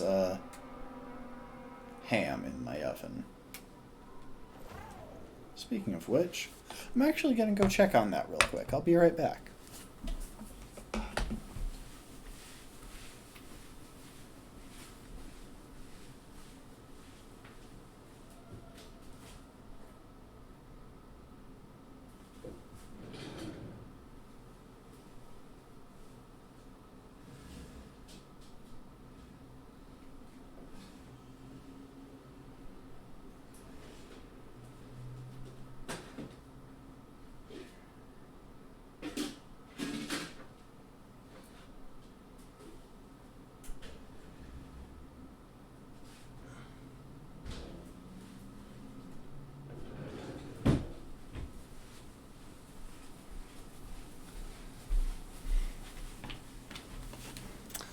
The ham is looking and smelling quite tasty, so that's good.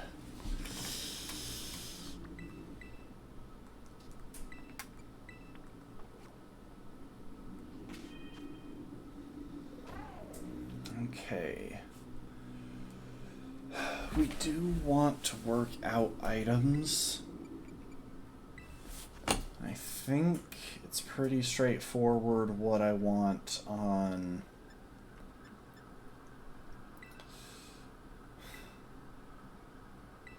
Emmy, because Emmy is stuck as part dragon type, while Sneezy can terrastalize out of being dragon type as necessary.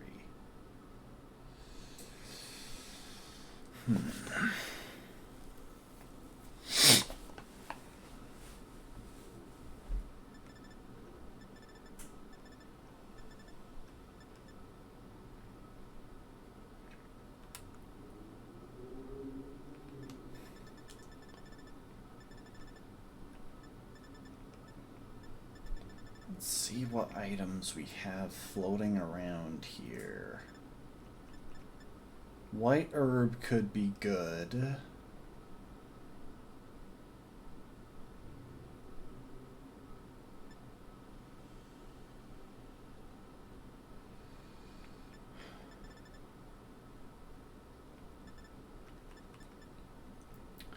Never Melt Ice could also potentially be good on Sneezy.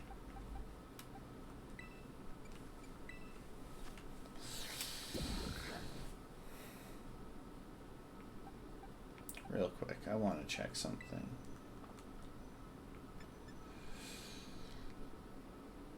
Cannot miss. See, I don't know if Protect is included in that. Is that a miss, or is that...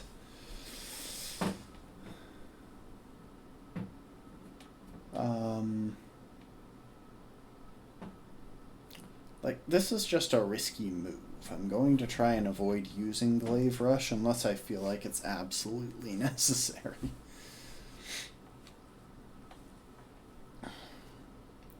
Because I don't know if Protect will save me. I don't know if switching out will save me.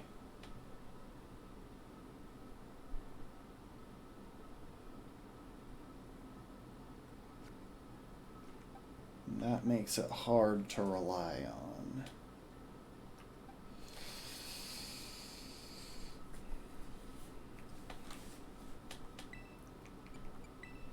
Any useful TMs I can teach you?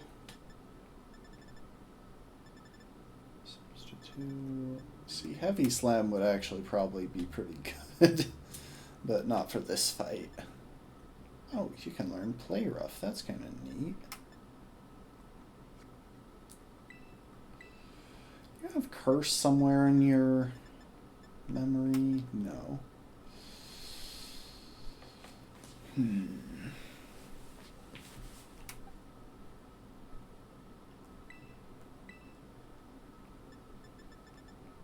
I'm actually very surprised that Tiny hasn't had a chance to learn a signature move. Same with Frosty, actually. Most Pokemon in this generation seem to have a signature move.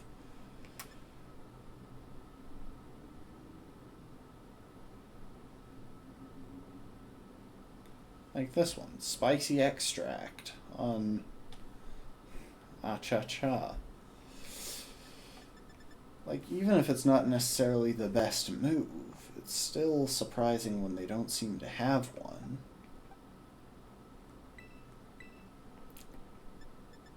Yeah, I've already skimmed through those.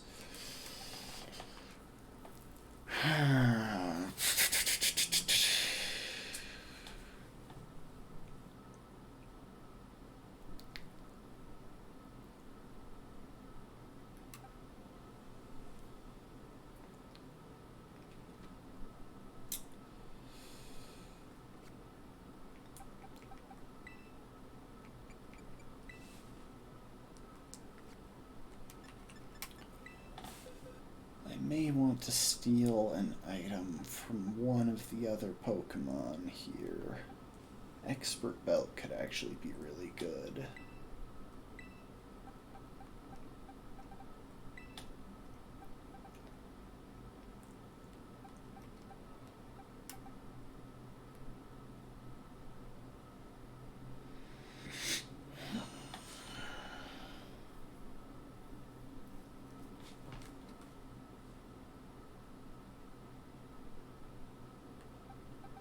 Tink, you've got a neutral nature, right? That should make you more or less comfortable with any pinch berry. Or I could just go ahead and give you a citrus berry.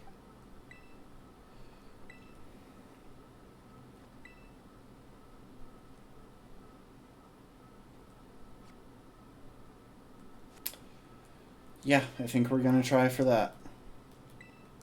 And I'm going to save even though I can't load the save afterwards.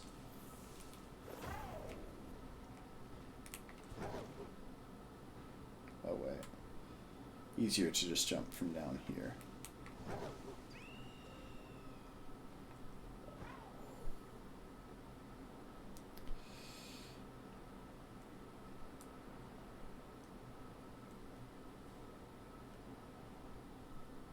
Hang on.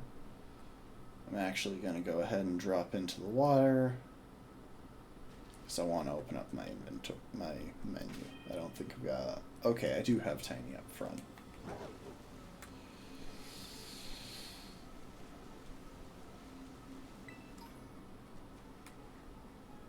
What the heck? What on earth was that?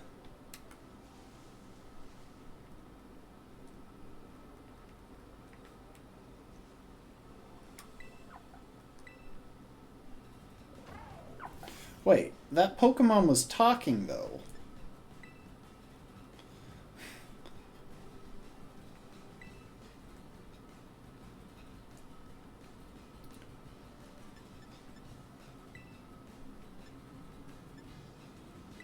Something's weird here.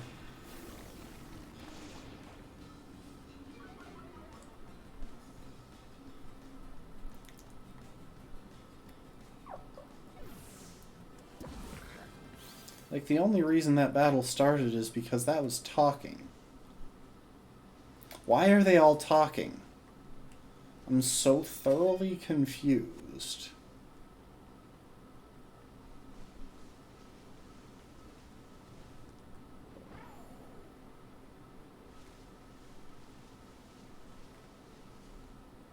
Wait, that one's big. That one's bigger than the rest. I think that's actually it. I think that one Tatsugiri that's bigger than the rest is actually the Titan. Because look, these guys are all pretty small.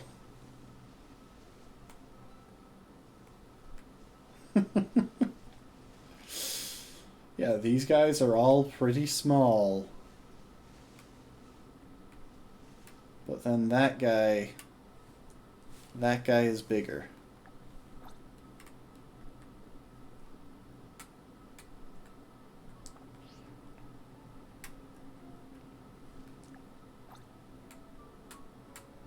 Oh, he's so cute.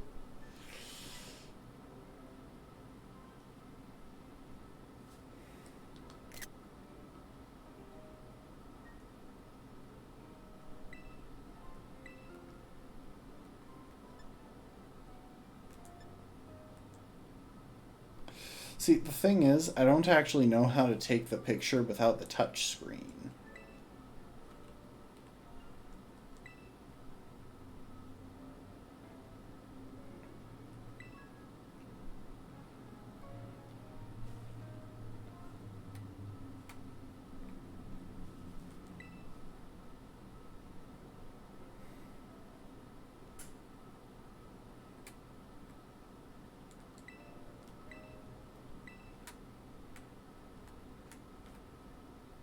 Wait, is that literally it?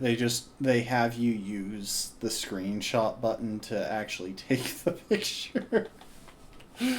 Oh my gosh, that's simultaneously incredibly lazy and kinda genius. Okay. Oh wait, I meant to... Hold up. I meant to level everyone up, because...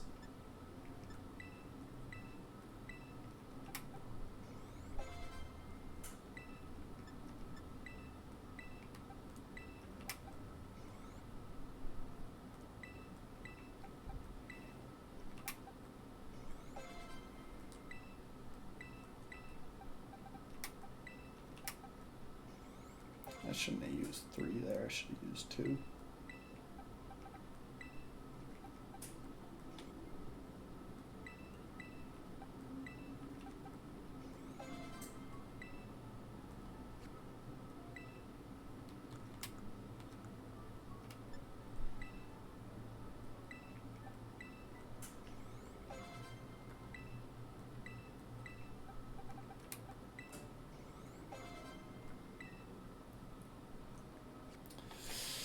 Alright, let's give it a shot. Oh my gosh, it even just says Titan in a weird spelling.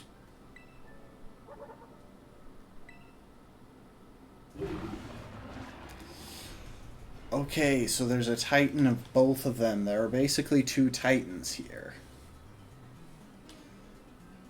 Dondozo, the False Dragon Titan. Okay, we're going to start with Eerie Impulse. Okay, it's paralyzed. That's good. And we'll be able to scout its type by using Volt Switch.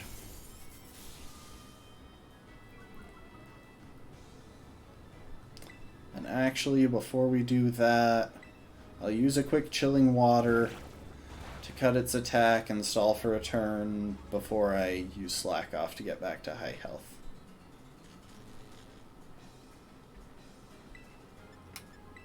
Hang on, so how... I guess it's just going to be not very effective regardless. But that seems like an amount of damage that it wouldn't be doing if I was facing a dragon water type. If it was quad resist, I don't think Chilling Water would be doing that much.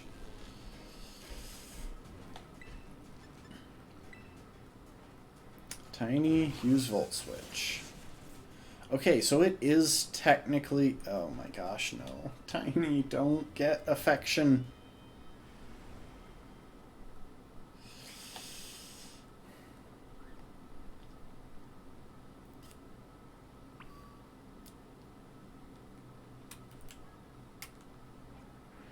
Okay, so now it's just straight up swimming. Oh, it's swimming over to there.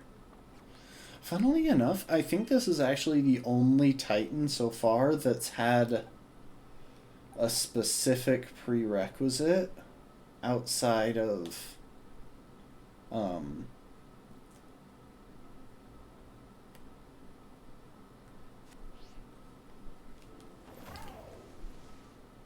just going to it.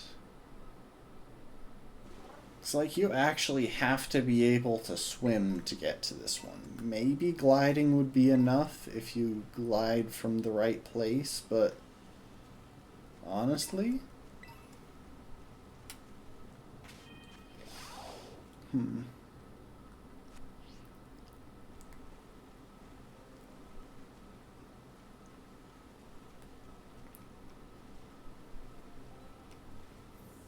Tatsugiri? Wait, is that the Titan Tatsugiri or not?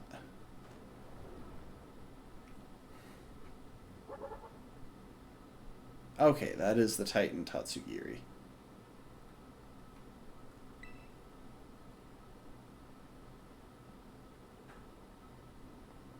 So that's it. Sure is one big dragon. Wait, is it even a dragon or is it a fish? Huh?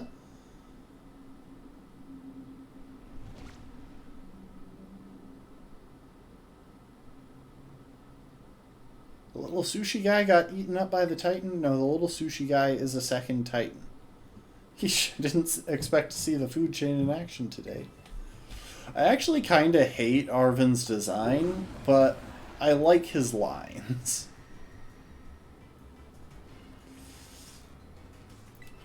Okay. Eerie Impulse.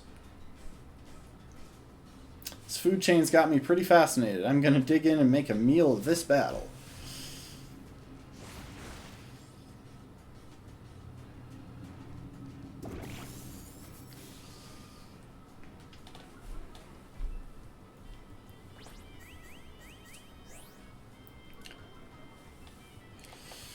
Okay.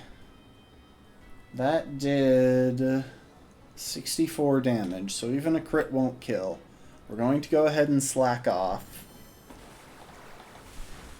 And then we'll do a slow pivot out into Acha-Cha.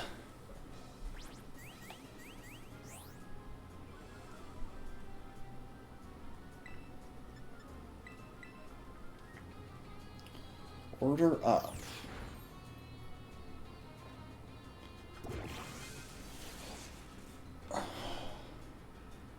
Tiny, no. Oh, I need to use some bitter herbs or something. The trouble is, I don't know if I've got enough items or enough situations where they need items to actually get their friendship down enough. Anyway, we're gonna terrestrialize and use Bullet Seed, because why not?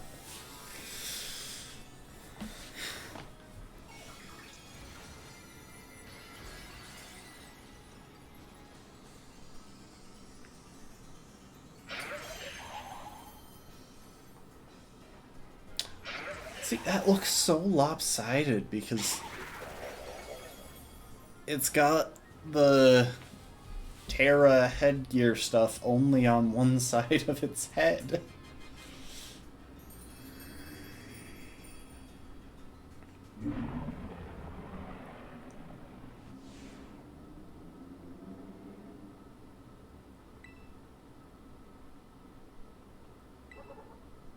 Next up on the menu is that Herba Mystica.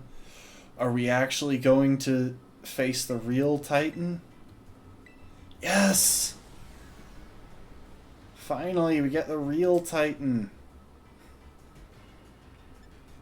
Tatsugiri, the False Dragon Titan. Okay, Tiny, Eerie Impulse. This is where we actually need this.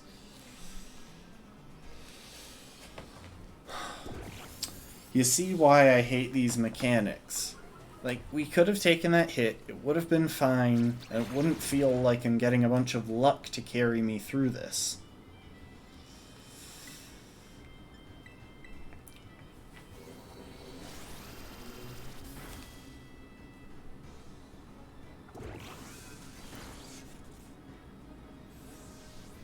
Alright, Tiny, come on back. There's a nice slow volt switch. Now to bring in our own Tatsugiri. And for some reason, I think our Terra Orb recharges in between Titan battles. So yeah, we can actually terrestrialize to clear this thing.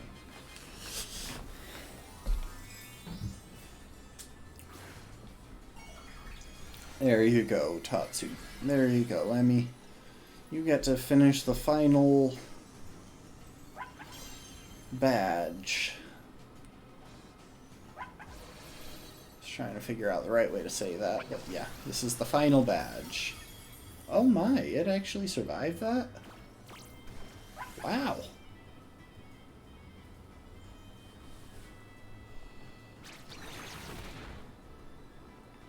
Yay, we get to finish it. Okay. We're still gonna be the ones to finish it.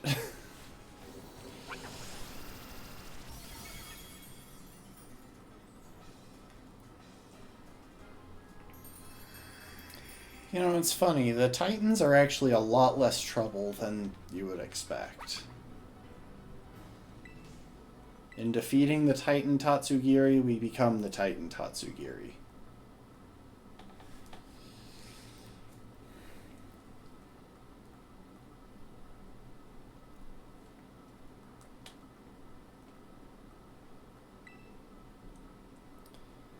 Maybe the Titan was both those Pokemon together, like some kind of combo meal? I don't even know. It occurs to me that I never ate lunch. I should have. The little one came out of here, which means there should be some Herba Mystica inside. Let's go, Umbrella 2. Well, it could be a fun challenge in this game. Trying to beat it as Arven. Look, again, what is with the glitching in these cutscenes where there's just a random Pokeball sitting on the floor? Why is there a Quick Ball sitting there? The last Herba Mystica. You and Arven found the spicy Herba Mystica. Okay, let's see what the book has to say. So it seems the spicy Herba Mystica is supposed to boost your metabolism. It gives your circulation a boost and helps flush out all those toxins along with a ton of sweat. Yeah, that's one thing actually. I'm don't quote me on this, not a medical professional, but I believe that when you're sick and you're sweating, it is actually helping to flush out toxins.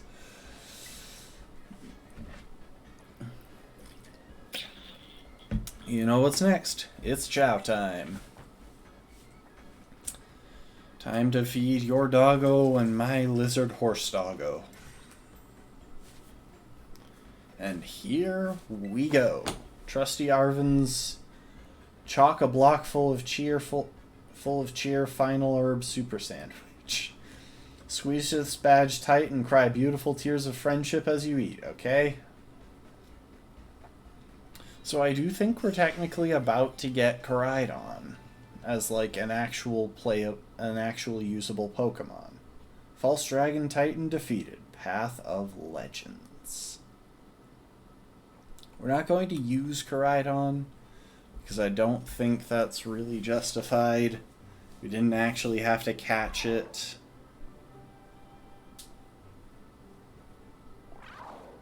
And yeah? Do you want to give your sandwich to Koraidon? Yes. Let's give my dog, horsey, lizard a sandwich. Climbing. And we got the good pupper. Hello there.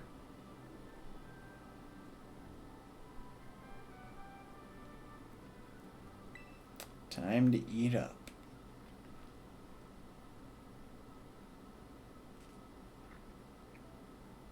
It's gonna make you all better, I promise.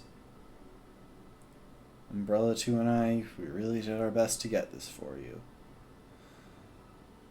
We're gonna play with your favorite ball as much as you want. You know, just like we used to. Please get better. I'm sorry, but the random Pokeball really is ruining it for me.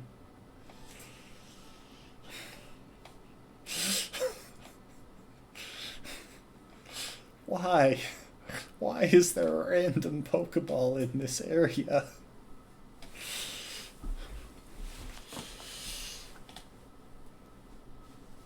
And for a long, slow loading black screen. Novostiff?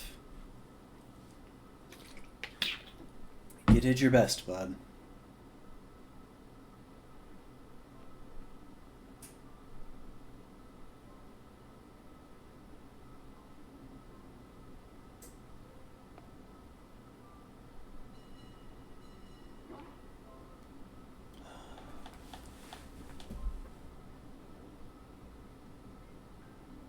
Oh, the puppy's on his feet again. Oh, he's such a happy puppy.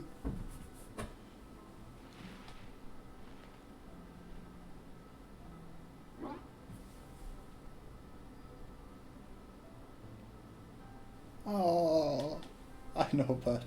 Me too.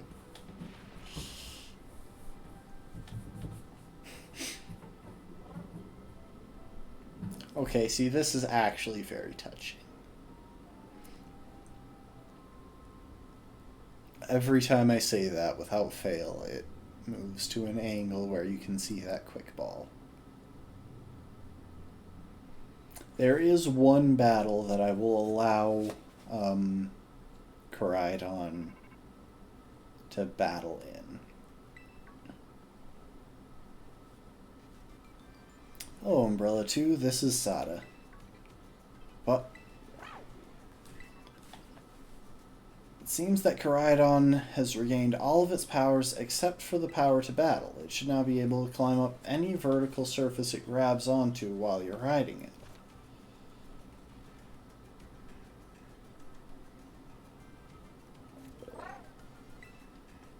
I knew you were the right one to entrust it to, Umbrella 2. Listen to you, like you had anything to do with it. It's true, Arvin was the one who gave us Koraidon, not Professor Sada. That voice, Arvin, are you there? I've been searching so long for a way to reach you. Because no one else can get into my lab but you. Excuse me? Please take Umbrella 2 back to the lighthouse with you. To the lab on Poco Path. I'll reach out more when you arrive there.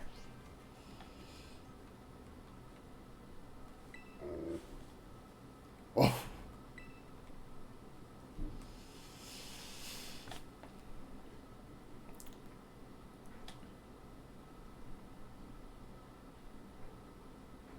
It's not even on the ground. It's literally floating in the air. I guess you probably already know, but that's my mom. Yeah, we know. It came up earlier. Always buried under her work, off pursuing her own research, never at home with me. This is the first time I've heard her voice in years, you know? And now what? The first thing I get to be treated like is some kind of errand boy? Seriously, unbelievable. But I'm guessing you and Koraidon probably want to go, eh? Not gonna lie, I feel like my blood's boiling, but sure, fine. I'll get you into the lab. What else can I do? The lab is off Poco Path, at the lighthouse where you and me first met. Come on, let's get moving before I change my mind.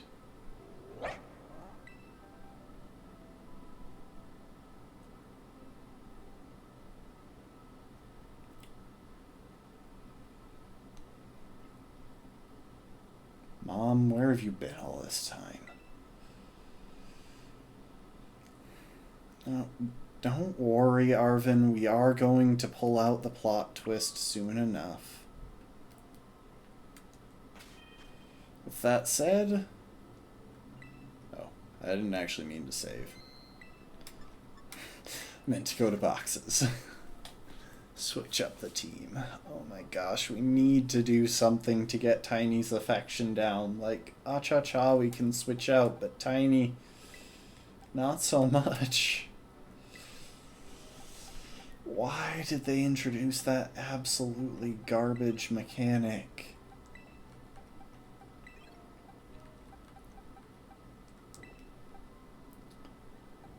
For the moment, though...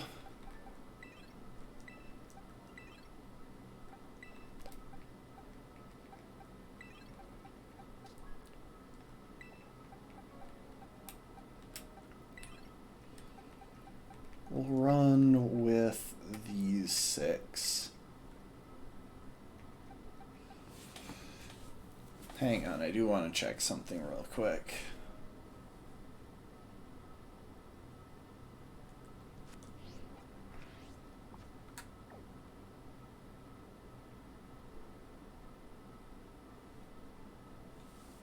Also, I do want it noted that there is a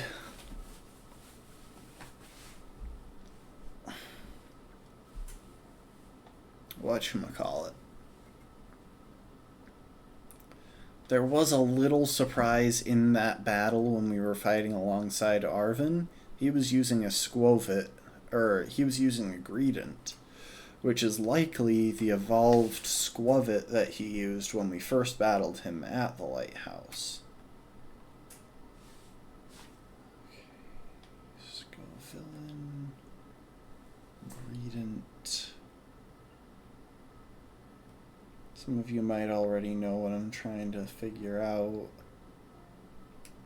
Can't remember.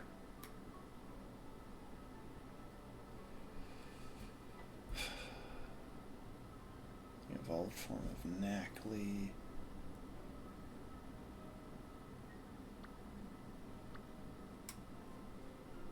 Cloister.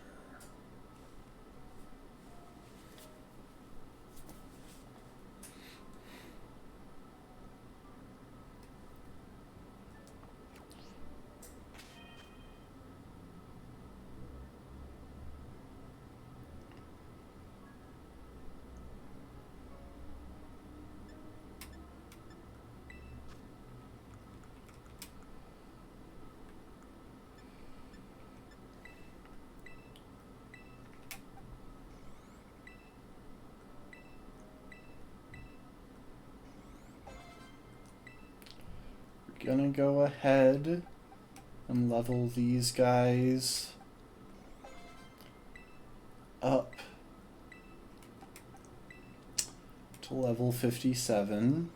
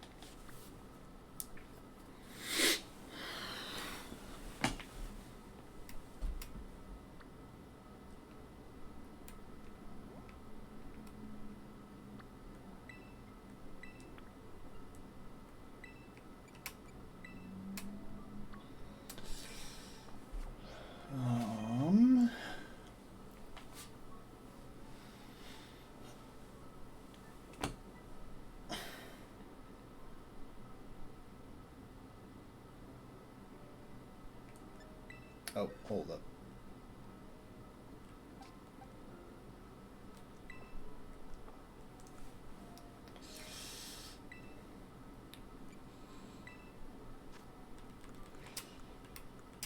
There is something that I want to change here. That item was only for that battle, because I didn't think that...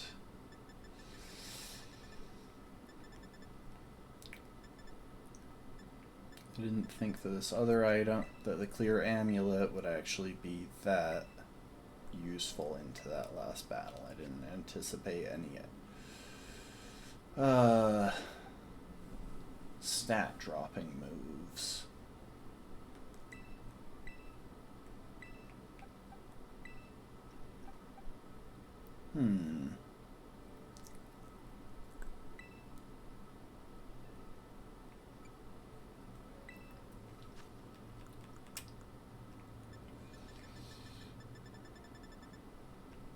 Oh, I forgot I was already all the way down here.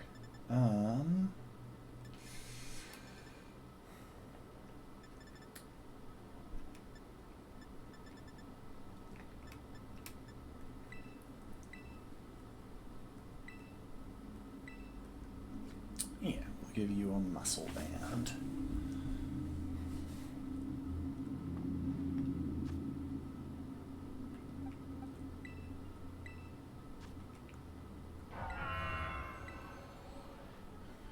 Okay.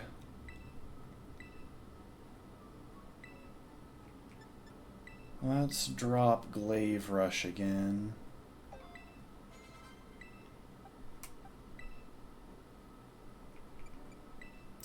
And can this thing learn Dragon Dance now that it's fully evolved? It can, yes. Oh, I've been waiting for that. Also, it's kind of annoying that we don't have a wide lens or a zoom lens yet.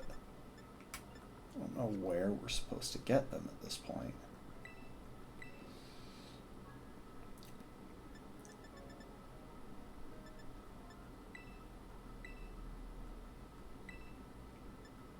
Go ahead and drop Psyshock for Make It Rain. Actually, we'll also replace Dazzling Gleam with Power Gem because we don't have any other rock coverage.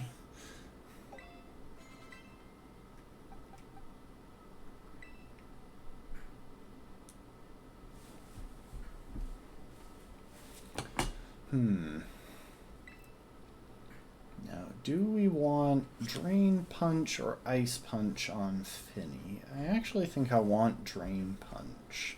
Finny tends to have to switch into at least one move, and having an option to restore health is pretty good. We've got a nice ice option elsewhere. Okay. Now, with all of that taken care of, we are going to head straight to our own house so that our mom can heal up our Pokemon. Oh, hey, welcome to the stream, Enemy. I hope the day has been good at least, even if it's been chaotic. Also, I don't know if you were around. I don't think you were around for this, but I'd like to introduce you to someone real quick. This is Emmy.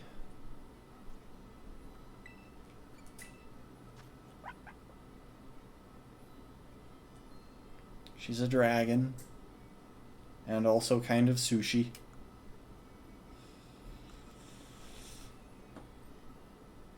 You're a fish. Yes. Admittedly, I was considering sacrificing Emmy in an earlier battle.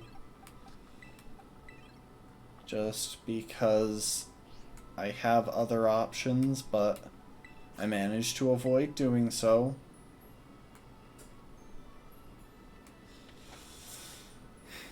You're saying thank you, so I'm assuming you're not you haven't reacted to the fact that I've got that I was considering sacrificing that little fish earlier.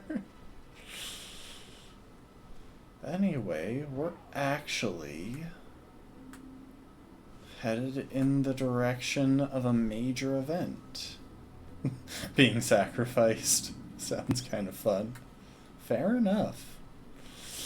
But yeah, real quick. Hang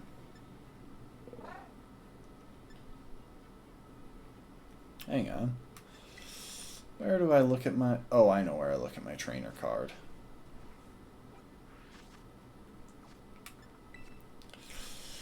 If we take a look here, we have collected 18 badges. We have finished all of the badge quests in the game now. Oh my gosh, that...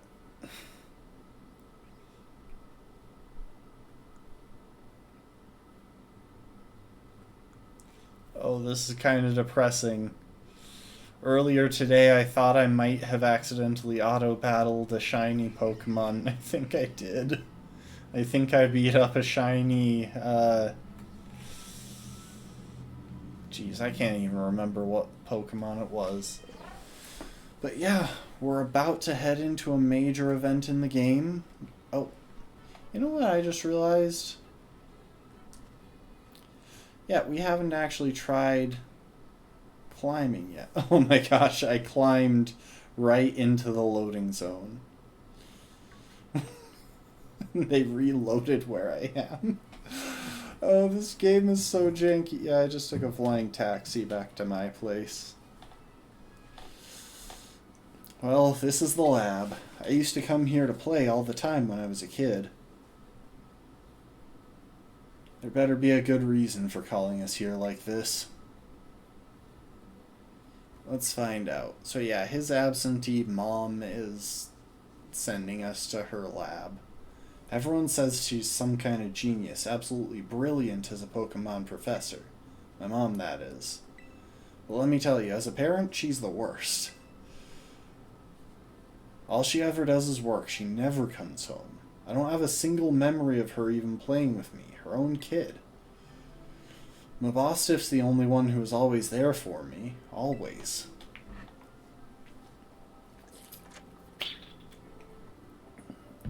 Anyway, it's open now. Go on in. I just want to get this over with.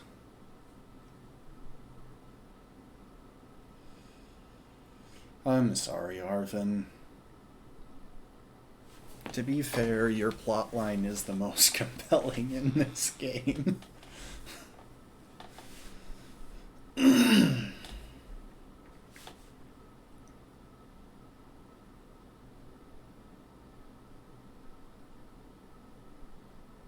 Cutscene.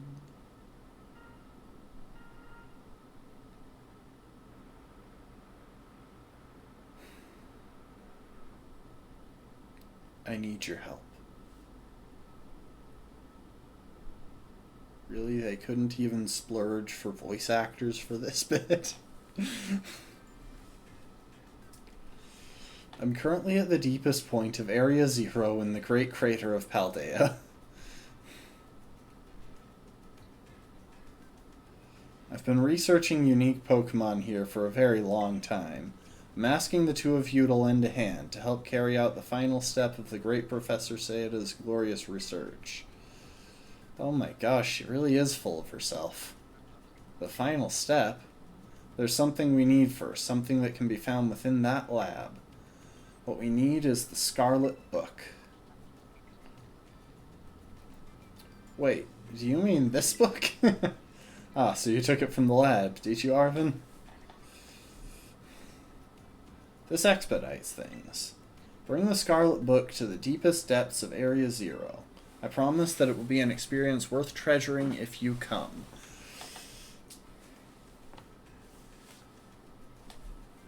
I must note, however, that Area 0 is both home to vicious Pokemon and outfitted with powerful cybernetic security systems. It seems you two might struggle It seems to me that you might struggle if the two of you were to enter alone. You may take the time to gather some reliable allies before you come if you feel the need. I will be waiting for you in the deepest part of Area 0 whenever you arrive. Okay, so we're probably going to bring Nimona and Penny along. Area 0. That place is bad news. It was down in Area 0 that Mabostif got wounded in the first place, down in the great crater of Paldea. In all honesty, I'd be perfectly happy to never see that place again. Are you gonna go? See, I hate both of these answers, because this one sounds like I'm shaming him for not wanting to go, when I actually completely support his desire to not go. And this one, again, kind of ropes him into it. I'm gonna go.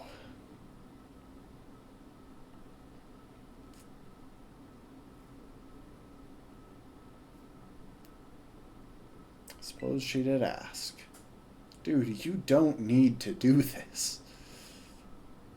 And yes, you can stand by. I'll be fine.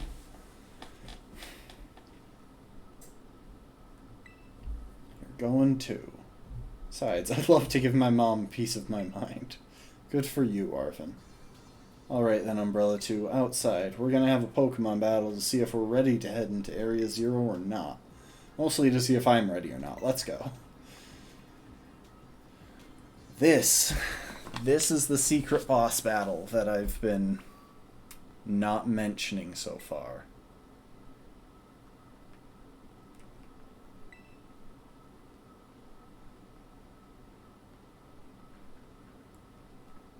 Dang. Sure, let's read a magazine. Enigmas of a Paldea, file number 5. Fluttermane, a ghostly pterosaur? Fluttermane, a name taken from a strange creature with a matching description appearing in the Scarlet book, is said to float around the sky at night with its long hair writhing about it.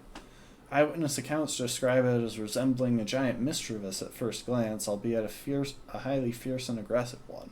Some believe that it's a ghost of a pterosaur from a long-gone era.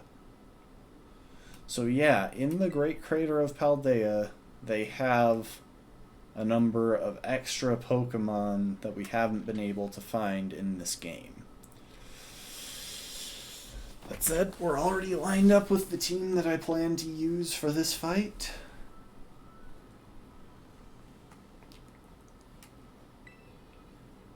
Ready for battle, Umbrella 2? Yes. You're ready too, right, Mabostif? Ah, he's ready. You sure about this? Okay, yeah, I can see why you'd be worried. But my buddy here's bursting with energy. You'd never know he was so weak just a little while ago. Won't leave me alone, always whining at me, wanting to battle you and your Pokemon. It's been so long I nearly forgot, but he always did love to battle. Even if we always lost to that one student council girl, the battle fanatic one. Okay. There's no need to worry. We're a brand new Arvin and Mabostif. We're feeling audacious. Or maybe Herbie. Dude, no. So yeah.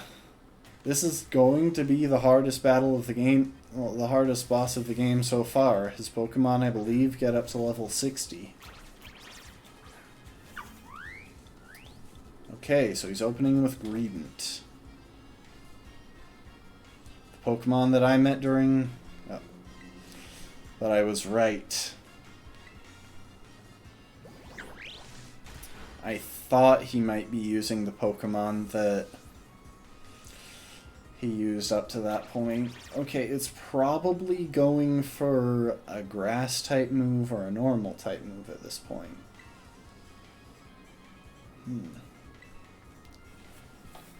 Chomsky, you're up.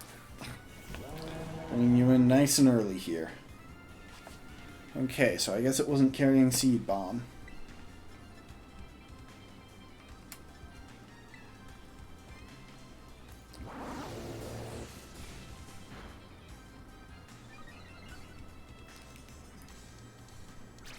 Oof. Hang in there, Chomsky. You got this.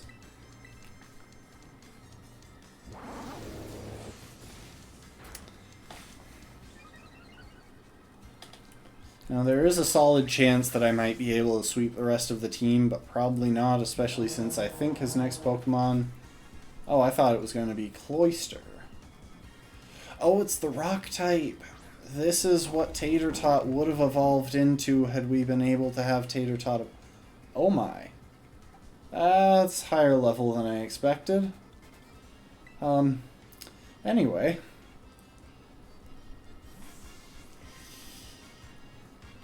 So I guarantee this thing has ground coverage, but it's probably going for a rock move right now since that's its stab.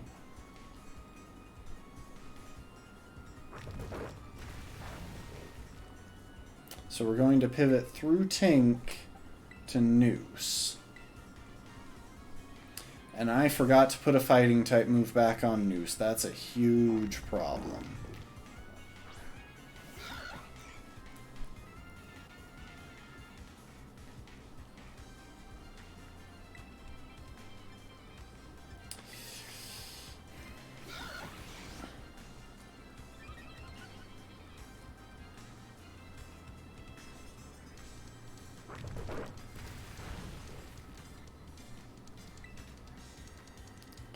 See, the trouble is, I do need to roost back up because Stone Edge has a high crit rate, and if it crits me, oh, that's a problem.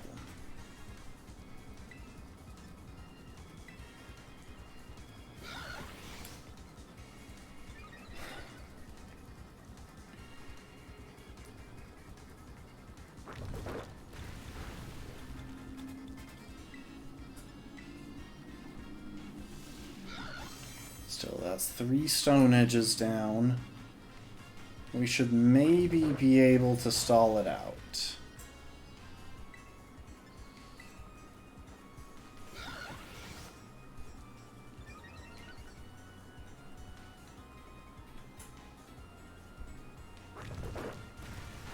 That's 4 Stone Edges. Yeah. I think he's got one more Stone Edge. But because I'm using a Roost, I'll resist it. Oh, no. Body press. Okay.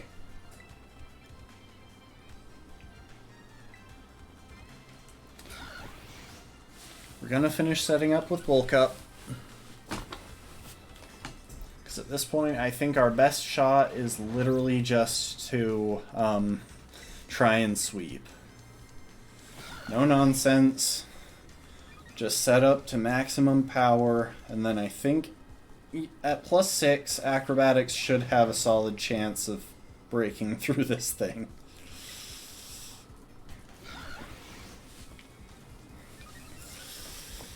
And there's a pretty good shot that it'll be able to break through the remainder of the team, too.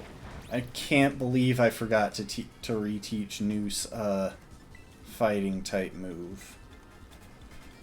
Okay, we'll go ahead and Roost. We may need to Terrasilize defensively, because I'm pretty sure he's got a Cloyster in the back.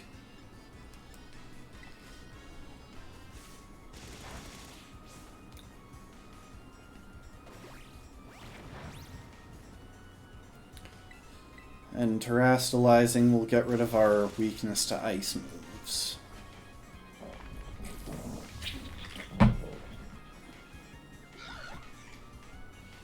Villain, we can take that easy.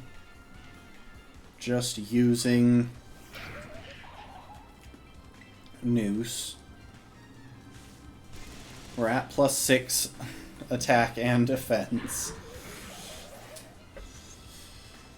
Unless it resists us and has high bulk, there's not much chance that it can take a hit from Noose right now.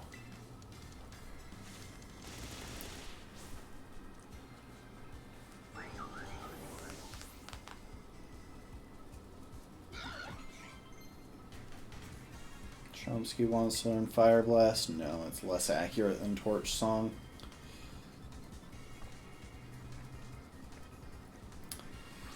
Okay, Cloister. This is the big trouble here. So we're going to go ahead and terastalize into acrobatics. We'll lose the stab on acrobatics, but we'll also lose our vulnerability to ice-type moves. We might still one-shot. This thing has high defense, but no resistance, and we're very boosted.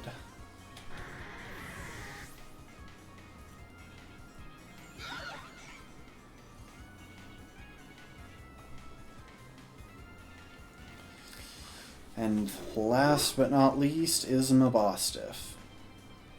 I forgot Scrappy did that to Intimidate now. And we actually have super effective coverage. Oh! Hang on, is it still going to terastalize into dark? That's the question here. Okay, it's terastalizing into dark. We're good. We're using a +6 U-turn into it. We're gonna break through it.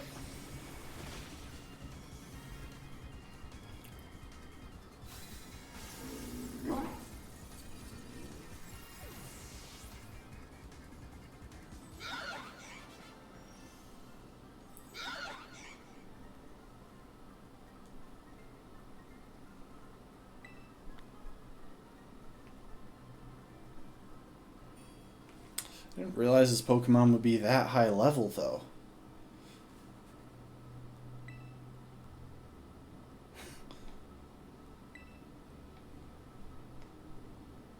Pokemon in Area Zero are super strong, and there are all sorts of weird machines there, too.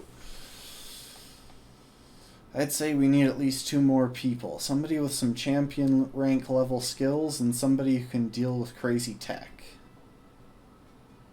Maybe an Nimona?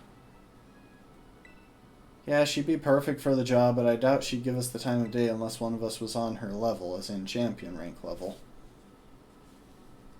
Well, we gotta do what we gotta do. So yeah, at this point we're seeing the results. We've got Arven, and we're going to need to recruit Penny and Nimona. And the plan, for me at least, is to do so in that order. Okay, before I forget again,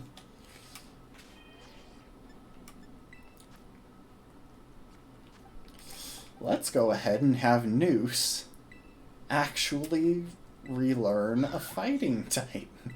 Because we really don't need Noose to be a pivot so much, but we could really use a fighting type move on him. Okay, for now, we'll replace U-turn with low kick. But I am going to check TMs, because I'm guessing Noose can learn close combat. There it is. That is a dangerous one. But I am actually going to go ahead and go with it. The thing is, we can only really afford to use close combat if we're going to one-shot. That's something that I'm going to have to keep track of.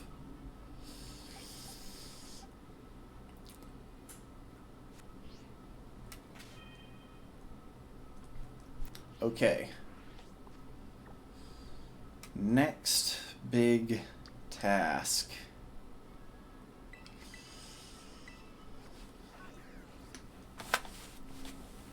We have to make our way back to the academy while it is still nighttime.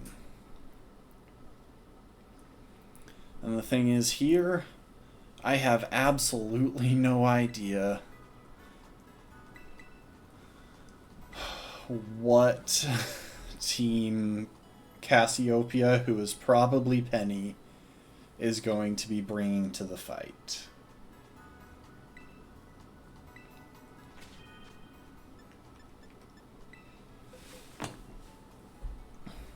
Something tells me that it would be a good idea to level up my team one more time. Let's go ahead and get everyone up. If not to level 59, then at least close to it.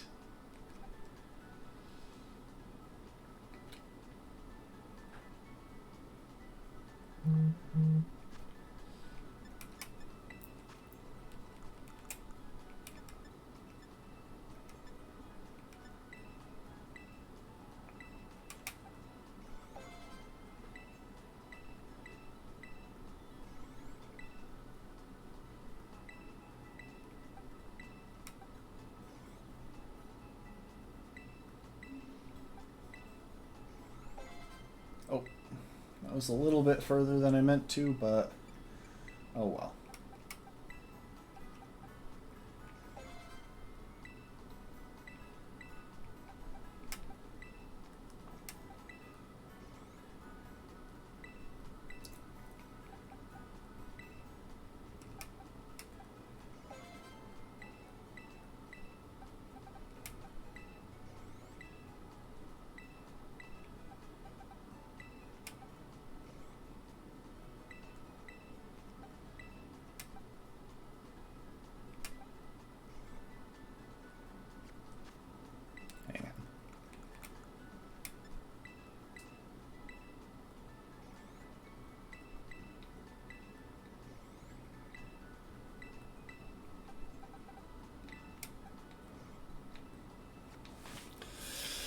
Okay, pushing everyone close to the level.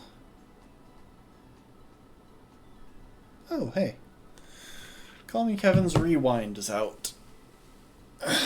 That'll be fun. I look forward to that. You know what?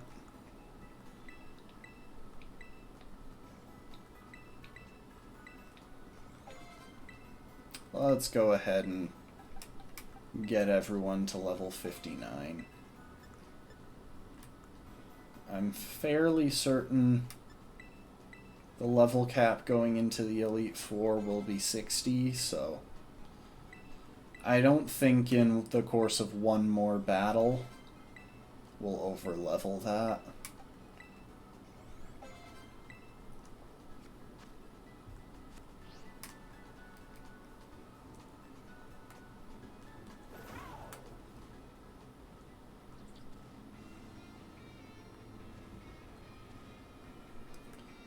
Oh, you know what? That's probably actually where we're going to wind up fighting. I'm still kind of assuming that it's Penny. Oh, I should also look at the new TMs that they've added.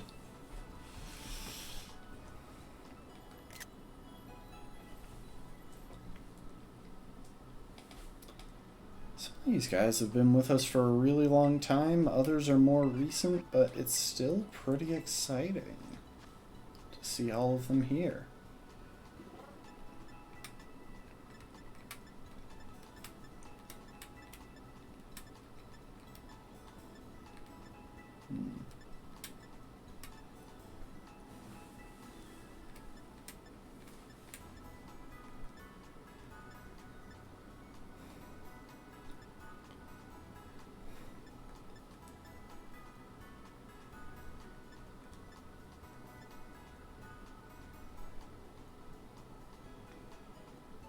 I wonder if I've got the materials to craft up an Earthquake TM, because if so, I could probably teach that to Sneezy.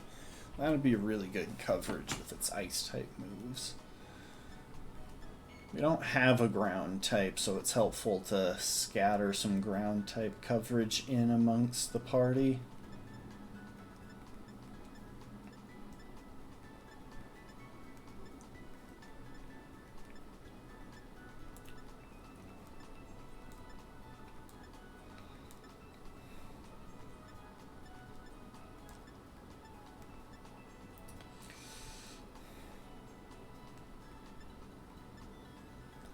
And if I had to take a guess as to the composition of Penny's team, because again, I'm guessing that it's Penny. I'm guessing that Penny is Cassiopeia. I don't see much chance of that not being the case. But yeah, I'm guessing Penny's team will be composed of Pokemon from the types that Team Star used. Oh, I think that is my timer going off. I'll be right back.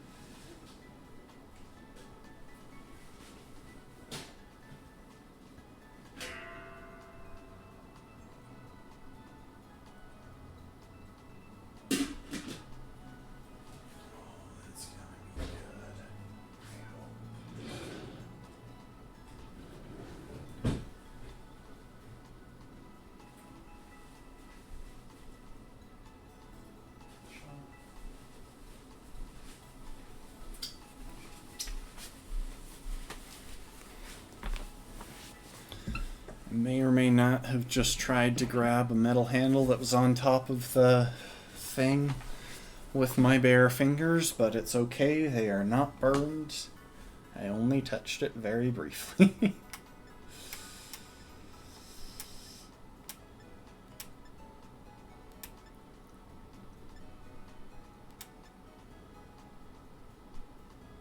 Still kind of strange that Chomsky can learn Seed Bomb.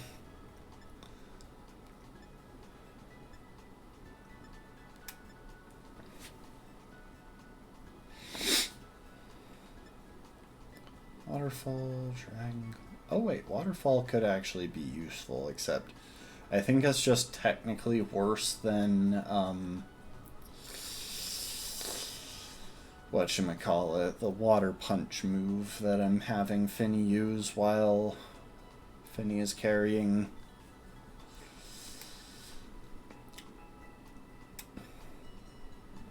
the boxing glove. The punching glove or whatever.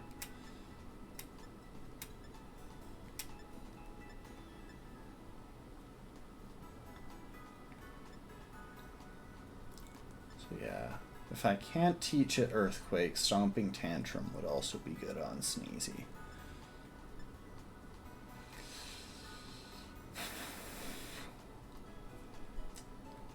Sword Stand. Ooh.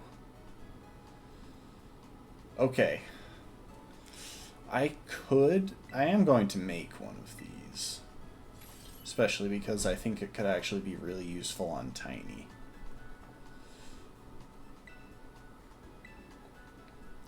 Sword Stance could be really good on Noose, but at the same time,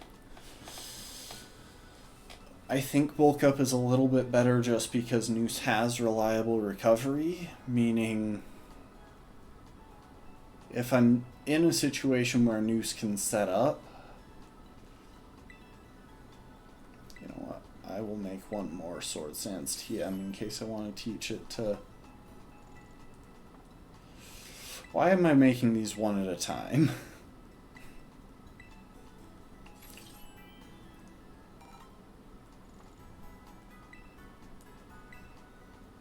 Zangoose, Skibble, and Scyther.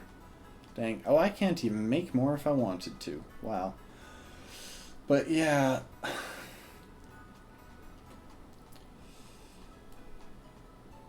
Bulk Up allows Noose to more safely set up. It'll take longer, but with reliable recovery, that's doable.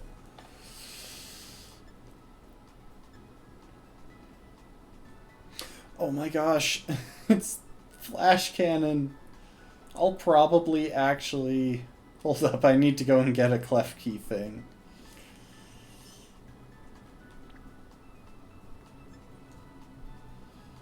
Oh, that's cool. So you can mark them, and I'm guessing that'll notify me when I've got enough materials in order to make them.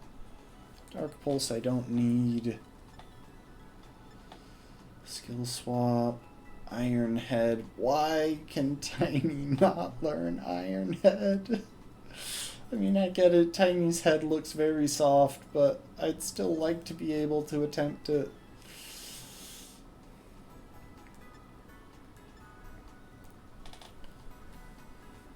Power Gem, Gunk Shot, Sub. Why can Tiny not learn Iron Defense, though? That one would actually make a lot of sense. And I still don't have whatever the... You know what I bet the Pokemon that I still need stuff from is? I bet it's Pineco, because I don't think I've got any Pineco materials. And I have seen some Fortress around. That would kind of make sense. Crunch, Trick. See, Liquidation would also be really good on Finny if I didn't prefer to have the Water-type Punch. Giga Drain, Aura Sphere, Tailwind, Shadow Ball.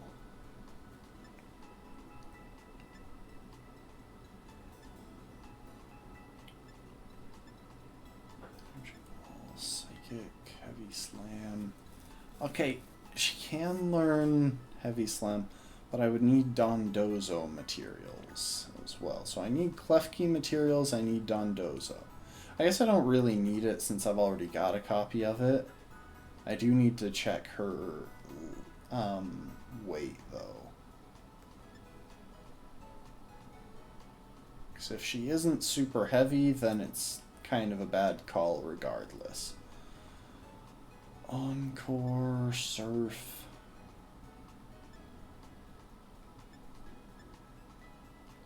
Rough, Amnesia. Really? None of them can learn Calm Mind. That's kind of surprising, actually. Hand, Pollen Puff. Earth Power.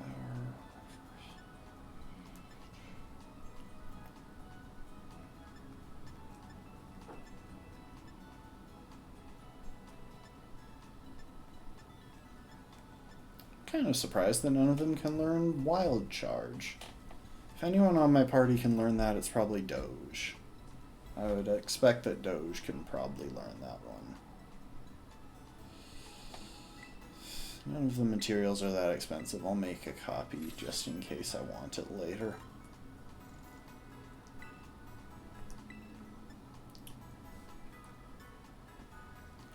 Earthquake, let's go. Make a copy of Earthquake and immediately teach it to Sneezy in place of Brick Break. Because Ice and Ground is near perfect neutral coverage in most Pokemon games. I think that's still the case for this generation. And when you round that off with Dragon coverage, which is also really good neutral coverage in itself, you'd be hard-pressed to find a Pokemon that can take hits from all of those types.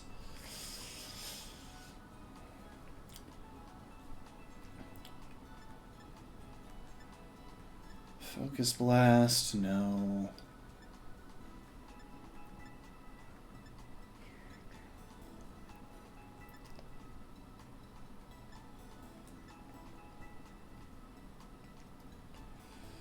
See, Close Combat wouldn't actually be bad on Finny, except I don't want to deal with the stat drops. I'm already dealing with them on Noose.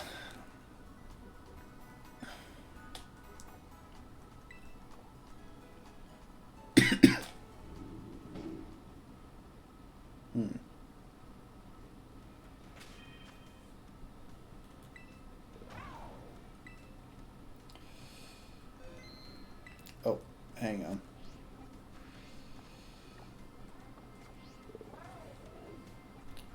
Let's see real quick.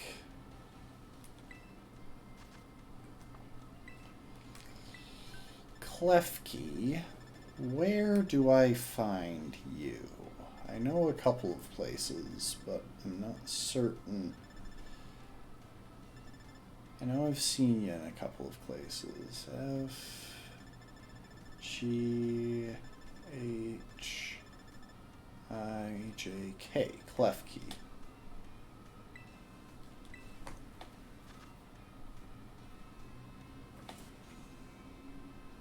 Ah, far southwest. That's where I was thinking of.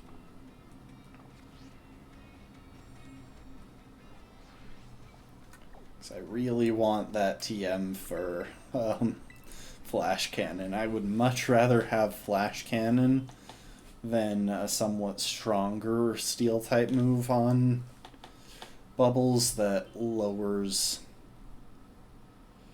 special attack.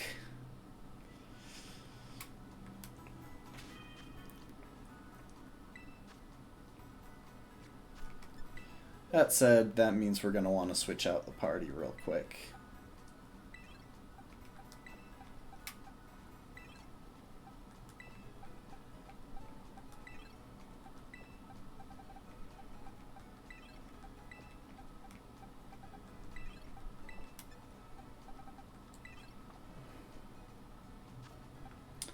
And we'll put Acha-Cha up front. We only need like one Clef Keys stuff.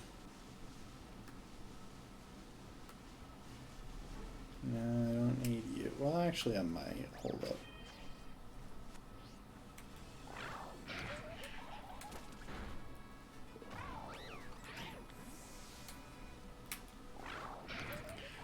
Yeah, I don't know if I've got your materials. Gimme coin. And there's some Clef Key.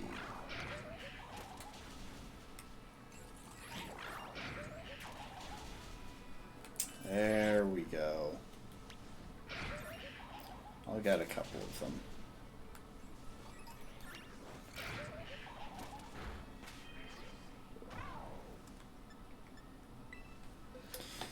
Okay.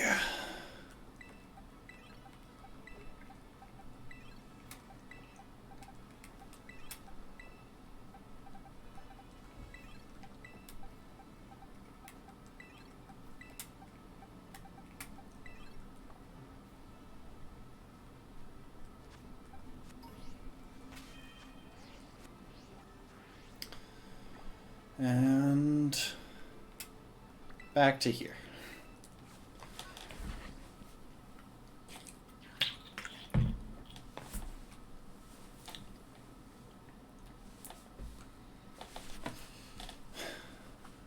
We should just have time for the Cassiopeia battle, which I'm still guessing is going to be Penny.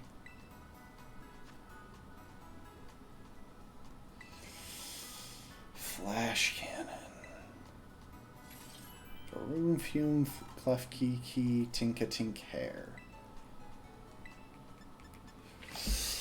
Finally, I can get just a simple, reliable steel type stab move on Bubbles.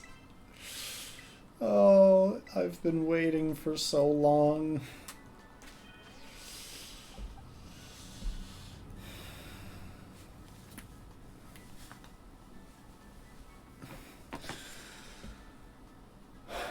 Okay.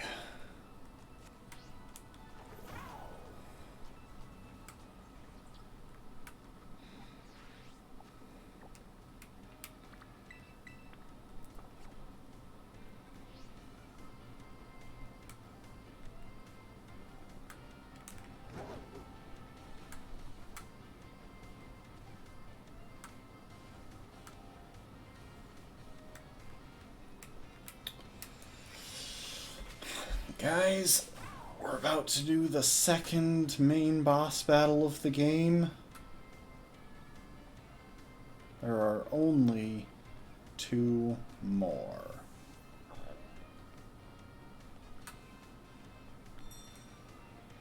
Clive, you're not Cassiopeia.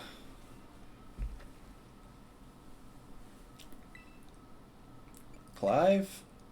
Yep, that's my name. Actually, no. Wait, what? What? No way.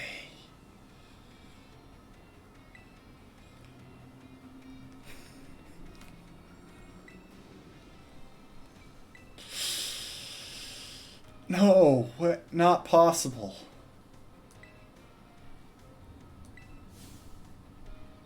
No, you're not. No, that's literally impossible.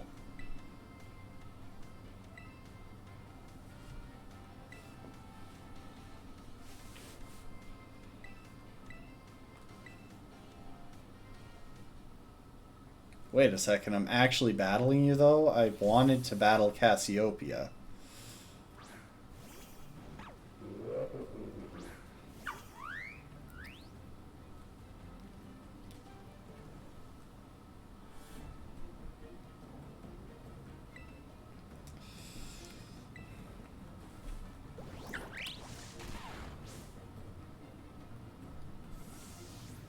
Okay, it's a normal or a psychic move coming in.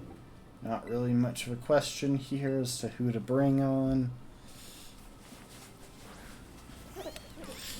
I can't hit him super effectively with my stabs, but at the same time,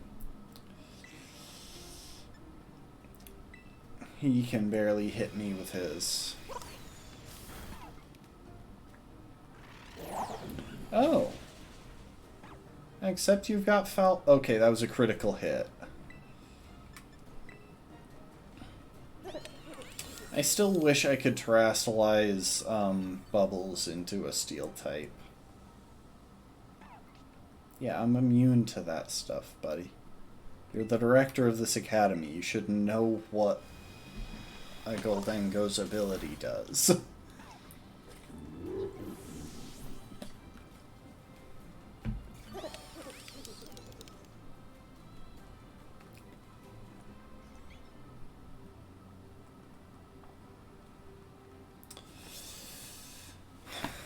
Okay, we're about to take either a fire type or dark type move. I'm guessing fire, but it doesn't really matter because the only really solid switch in I have is Finny. Luckily, Finny should be able to take this thing really easily, actually.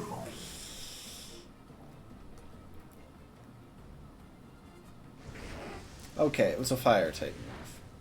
That's helpful. Because now I can encore you into that and start restoring health with Drain Punch. As long as I don't get burned.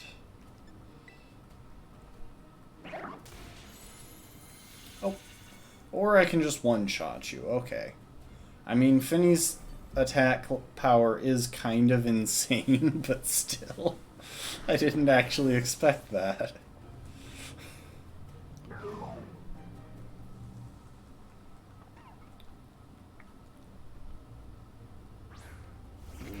Okay, we got a grass type move incoming.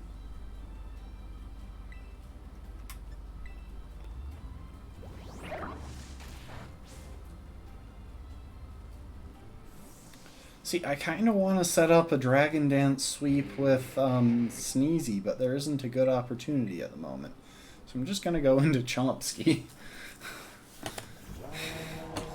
Roast this thing. Oh my. Huh. Oh, that could actually make this a bit tricky.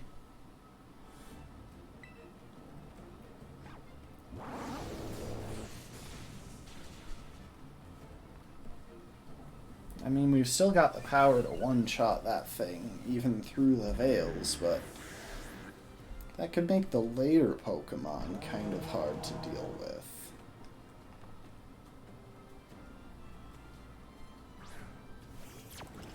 Okay, so it's a Poltegeist, and that thing probably outspeeds Chomsky.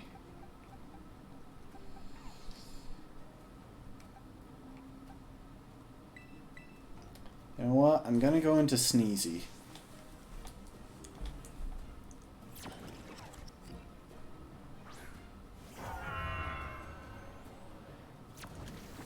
Sneezy is very bulky. Oh, crap. Okay, well, that's not good. We don't have any really good switch-ins to ghost-type moves, actually.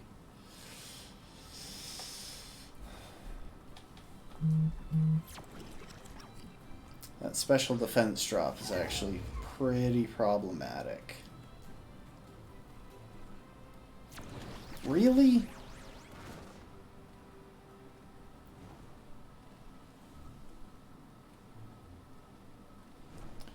Okay, we're gonna see what we can do with Tink before switching out.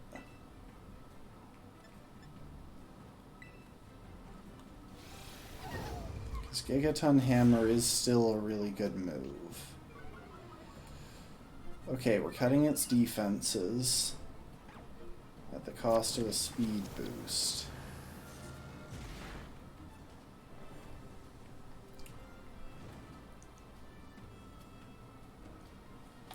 I can't afford to stay in even to... Oh, that was with Aurora Veil up.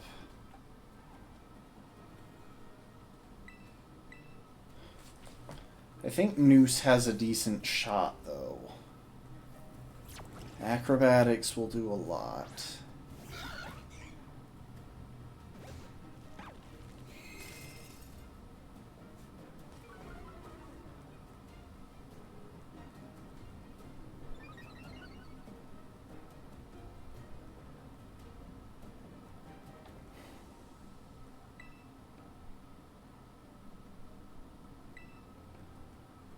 Hang in there, Noose. This might go very badly. Yeah. At that point, there was really nothing I can do. I would have expected Shell Smash earlier if it had it, so I thought that it didn't. We can finish it now with Finny, because its defenses are way down and Finny has priority, but that really sucks. You know what, we'll play this safe and Terrastalize for it as well.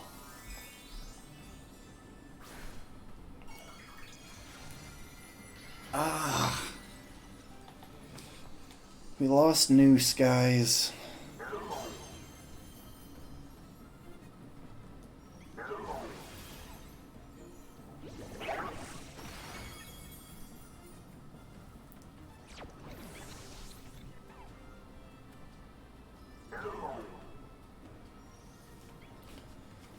Amoongus, no. I mean, we will be switching, but I'm still playing with my self-enforced,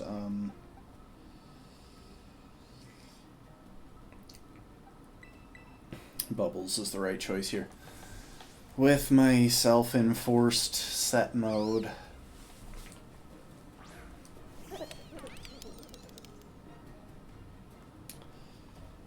Yeah, Bubbles shuts this thing down pretty solidly. I didn't actually realize what a big problem ghost types are for this team. Because we have plenty of stuff in the back that we can use to deal with them, but...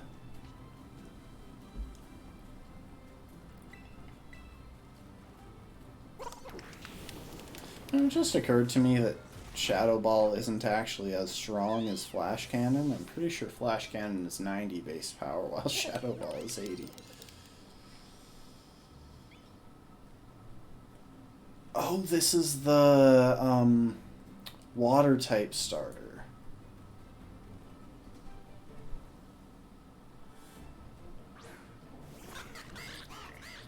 I'm guessing this thing is a fighting type.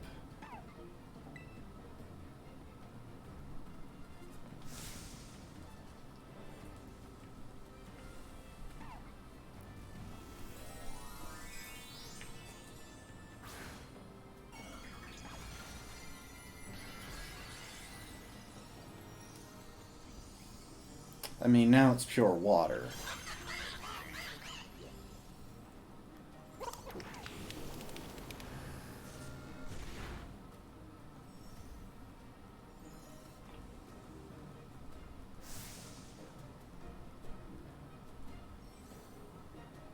Aqua Step.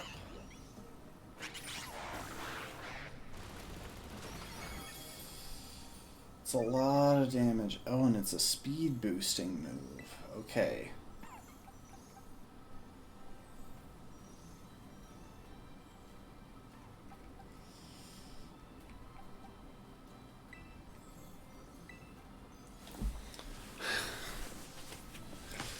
feel like Finny is kind of carrying our team this matchup.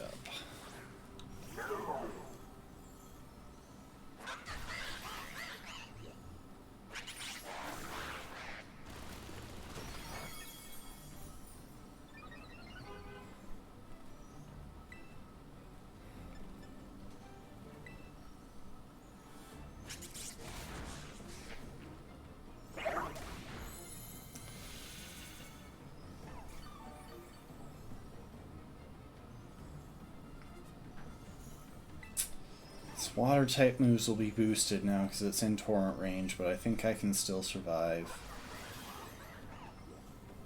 A crit could be bad here. A crit would have been very bad there. Don't worry, Finny. We've already won this.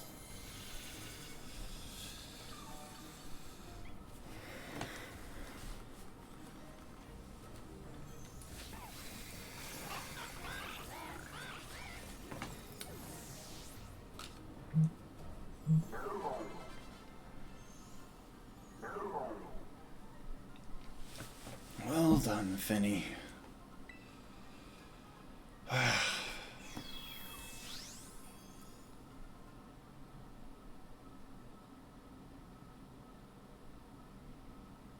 Okay, but it genuinely doesn't make sense if this is actually Cassiopeia.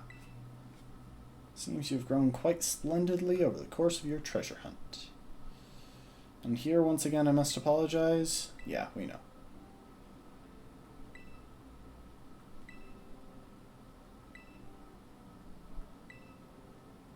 Their sorrows should not be yours to bear. However, Cassiopeia has settled on a course of action and is determined to see it through. I do not imagine any ordinary student could hope to stand against them and win. So I challenged you to a battle to test your skill. If you had lost, it would have fallen to me to bring down Cassiopeia. Such was my resolve. But it turns out you are as strong as you are kind. If anyone has a chance at saving that poor child, it is surely you.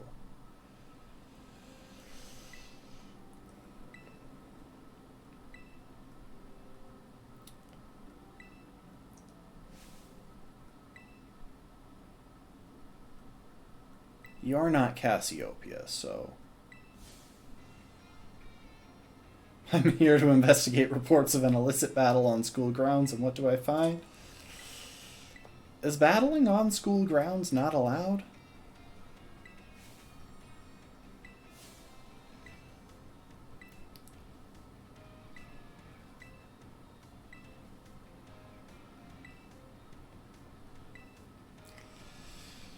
Wait, so... I think we just straight up have to wait until nighttime. I can't believe we lost Noose, though. That's actually so... That's actually a really big problem. We needed a fighting type, and we don't have access to any anymore. The only potential fighting type we could get at this point is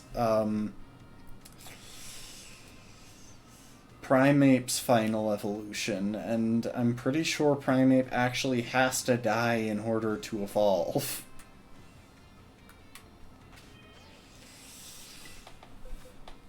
Okay, let's see. I mean, that frees up room for Bombs Away, who's actually a pretty good option, because Dark and Flying are both very useful.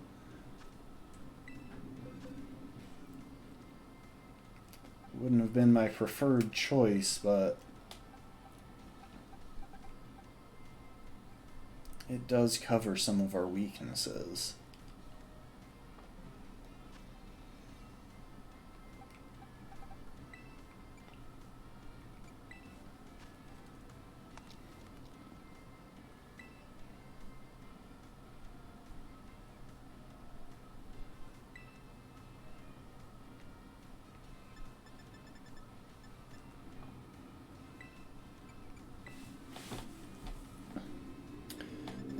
Can you learn acrobatics?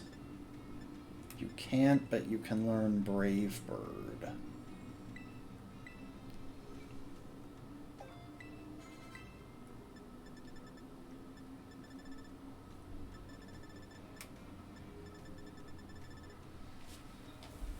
And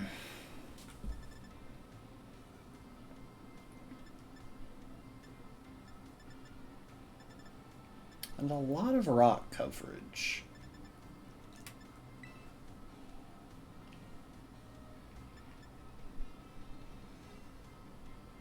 Can you not learn Roost?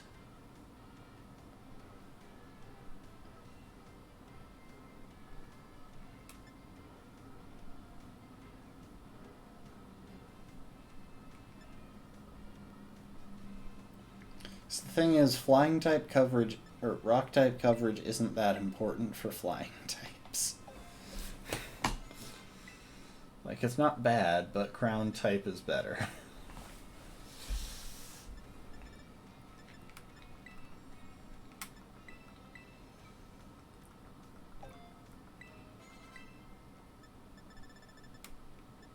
So, let's see.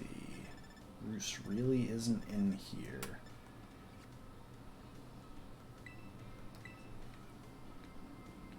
And you don't seem to have a special move either. It's so weird. Why did they only choose, like, a couple of random Pokemon to not have unique moves?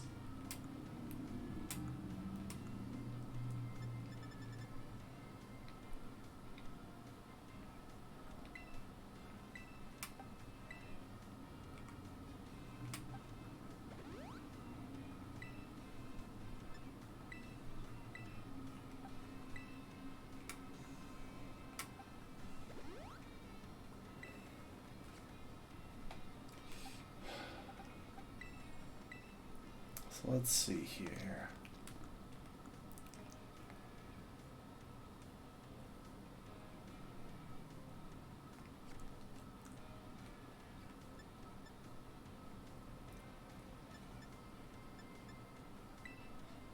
We can give you an item to hold.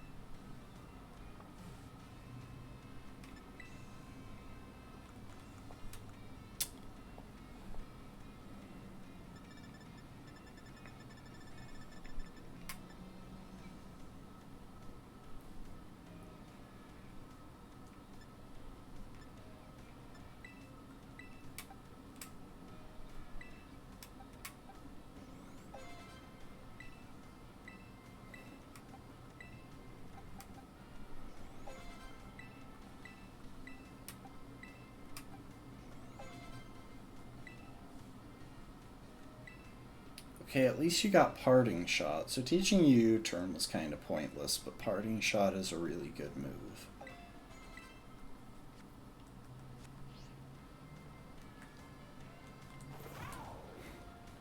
So the thing is, we literally can't battle that. We literally can't actually battle Cassiopeia until it's nighttime.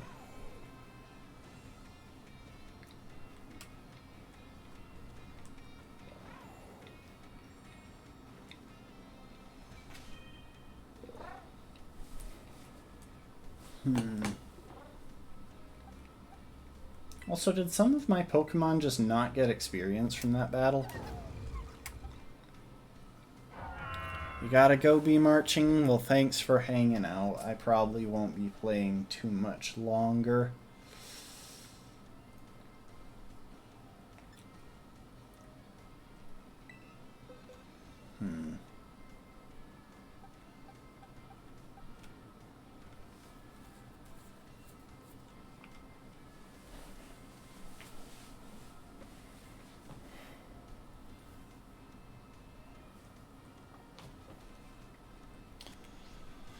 I do want to take, before we wrap up, let's do some strategizing.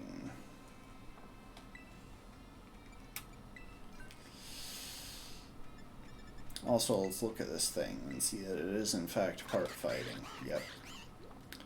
That is actually by far the worst design of any of these final evolutions. Like, Skeledirge is clearly the best. But Meowscarada looks like Meowscarada works at least. This thing? No.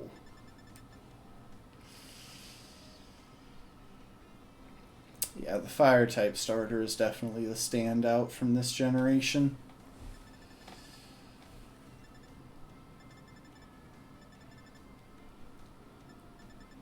So, let's just scroll through and see all of the Paldean Pokemon that we haven't caught previously. So obviously Spidops and Lokix are still options. Palmy and Palmo and Palmot are not.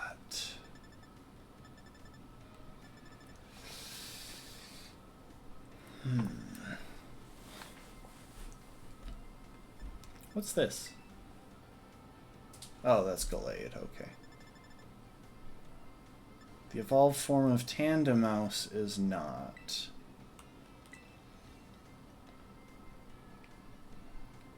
And Fido is only available in locations where we already have an encounter.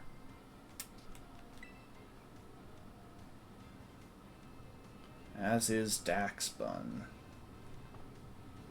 I think.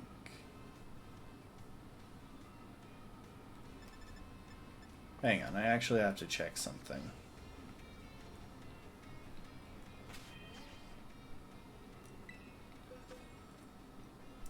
I'm drawing a blank here.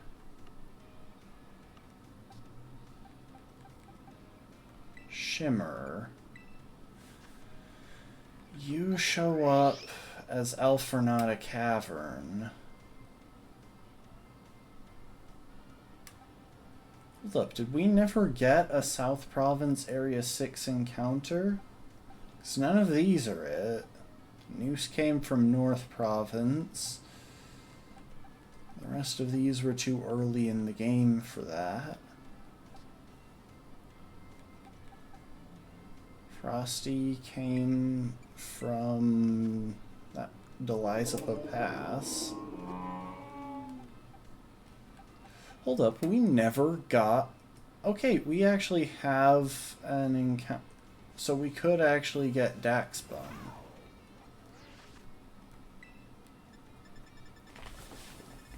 Okay, so that's an encounter that we could get that I was kind of forgetting about.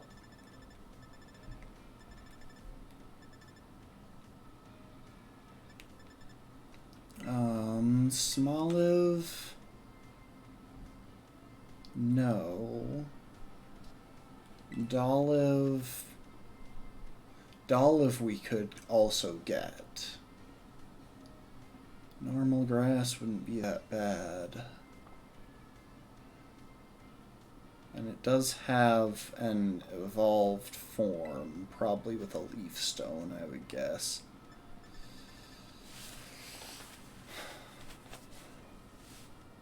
So that's a couple of Pokemon that we could look at.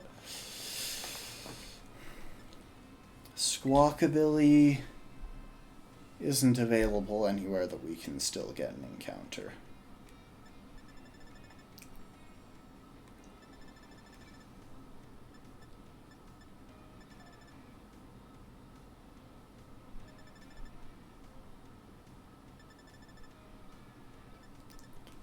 Annihilate isn't available. Well, I'm guessing we could get... Oh, you know what? I don't even think we could get a Primeape if that felt like the right option. But yeah, I'm still fairly confident that we literally can't get Annihilate and a Nuzlocke.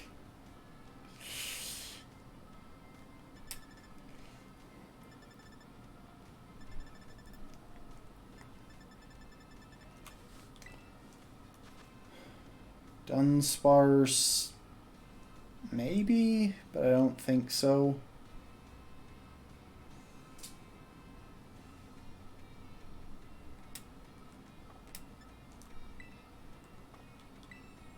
And Dunsparce has to be evolved from Dunsparce.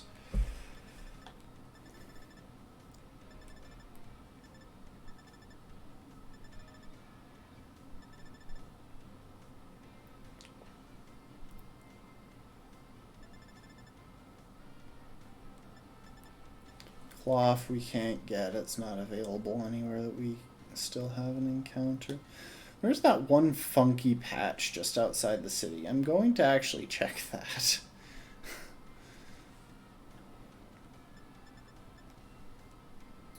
Bramblegast. Bramblegast I do think is an option, but more ghost type on the team sounds like a really bad idea.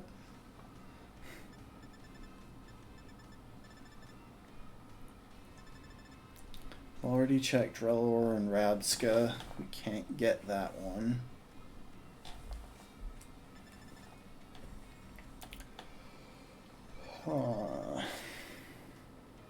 Tinkatink, Tinkatuff, and Tinkaton we've already got. Wugtrio isn't available anywhere that we still have an encounter. I'm guessing the same can be said for Wiglet. Yeah. Can't get either of those. Already checked Orthworm. What about Cyclozar?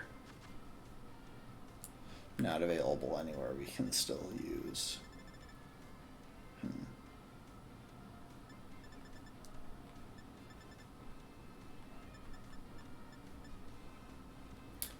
Yeah, I was doing a quick count to make sure there wasn't something in between Noivern and the Dragapult line.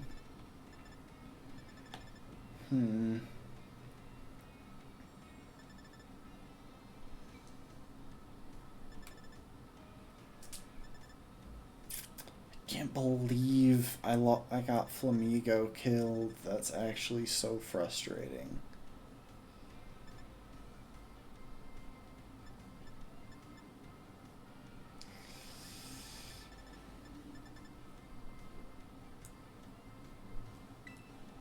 What's this? Oh yeah, that's just Drapion. Yeah, Dondozo, not an option. It's only available in Casaroya Lake, and we already used our Casaroya encounter. Veluza we could get, I think, north of Sokarat Trail. There's a chance. Unless it's in the North Ocean. But even then, it's not the best option for us.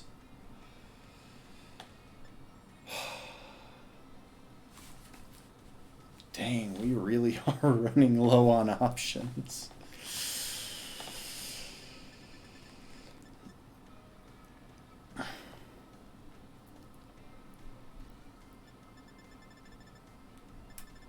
Still, I think we can make our remaining options work. Hang on, what the heck is this? Is that based on the description? Oh, it's near something else in the Pokédex. Yeah, they've got these notes stuff in the Pokédex based on what we've encountered or what we've added to the Pokédex and what hints that's unlocked. Okay, so hear me out, because I think the strategy is pretty straightforward here. I'm pretty sure the only thing we can get in Sokarat Trail is Spidops, so that simplifies things. We might be able to get Low Kicks, in which case I'd probably go for that, because I don't know, it's a cooler looking Pokemon. Though, truth be told, I don't know that either one of them is going to see use or is going to be better than the other. Now, with that said, going back to the far southwest, we have a couple of possible encounters. Daxbun is down there, and that would be a solid encounter. Doliv is also a potentially solid encounter. So we... Wait, no, I know who we got from that area, never mind.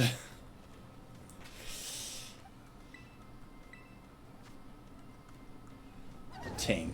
Okay, never mind, we don't have an encounter down there. So yeah, literally our only remaining areas that we can actually get an encounter, as far as I can tell, are Sokarat Trail, where the only options are a couple of bug types, and North Province Area 2, where the only options are a couple of bug types and Bisharp or Poniard.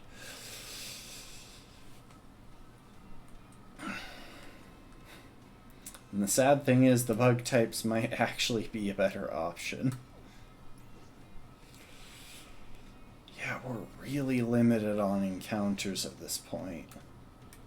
I mean, we're right up at the end of the game, but the fact that we've got a couple of holes in our team structure doesn't make things easier.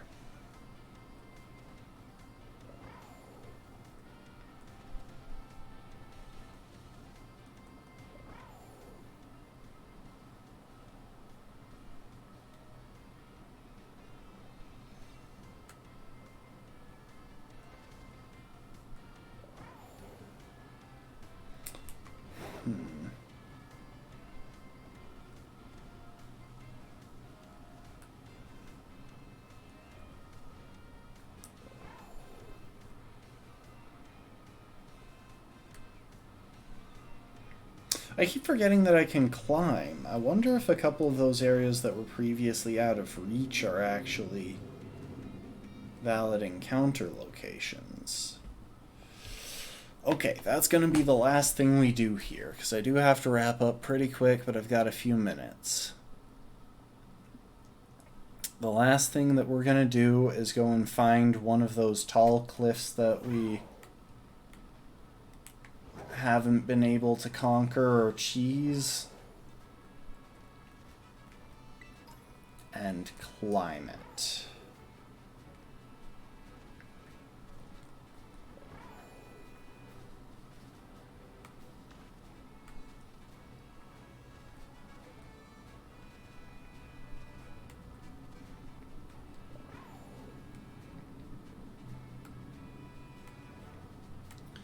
I'm assuming that there's some form of limit to how far up I can climb.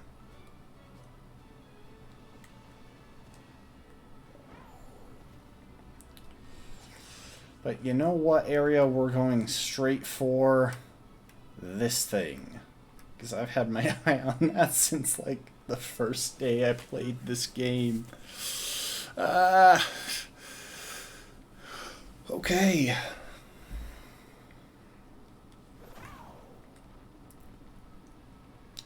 Let's see if the top of this plateau happens to be some new location.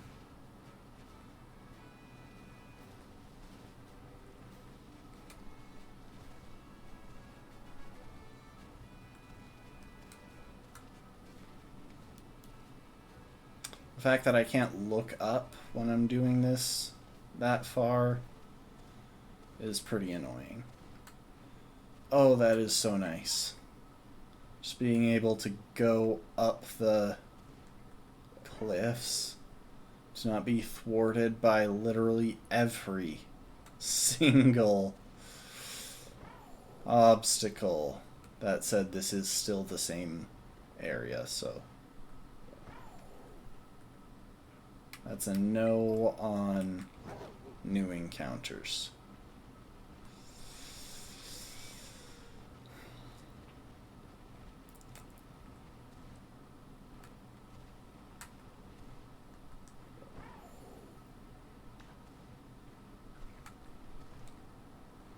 I hear gimme coin. The gimme coin at the top of the world. Oh, and that's a Flareon. That's nice.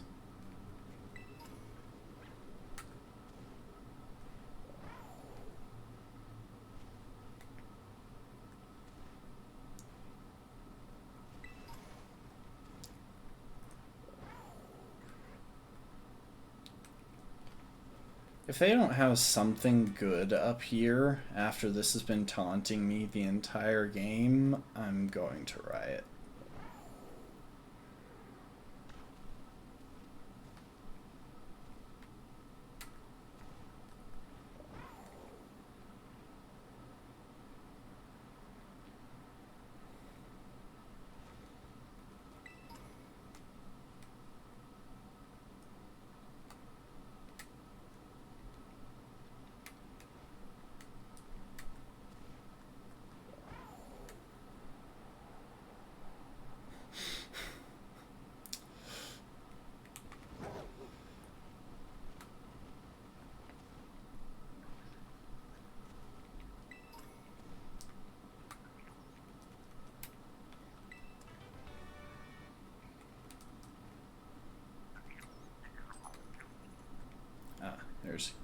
There's some gimme coin.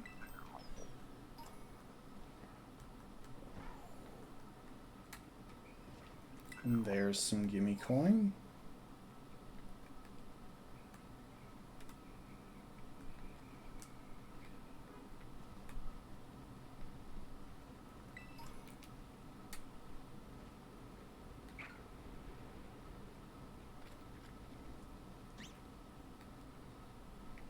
That was a bit disappointing. I was really hoping for something cool up here.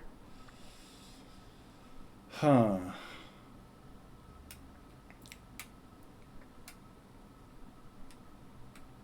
You know what? We'll do one more thing. Because I just gotta know if that big cliff over here in North Province Area 2 is climbable.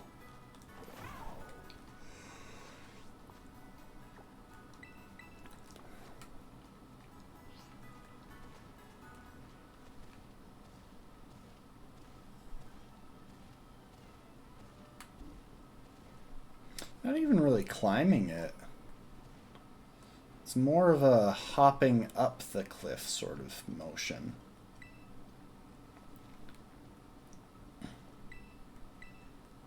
Let's pull this black stake out of the ground. I still don't know what those do. I'm guessing you need to pull all of them to get access to some legendary Pokemon or something.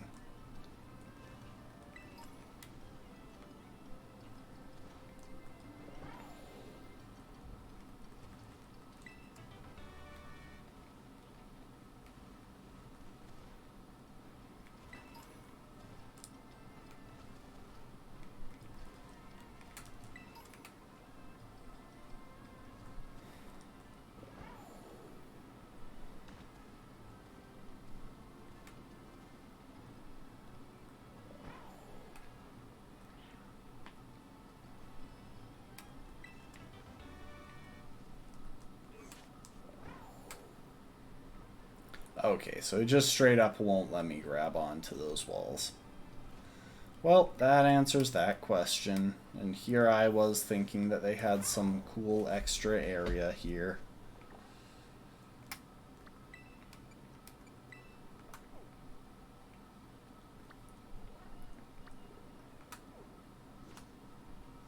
Admittedly, it does feel at least a tad lazy to just have a massive chunk in the northeast that you can't reach. They're probably setting up for a DLC or something, but still feels just a little bit lazy. Wait. Oh. I thought there was like a marker for one of those stakes or something. But no, it was just a sparkly raid den with a Tyranitar in it. Sat on top of a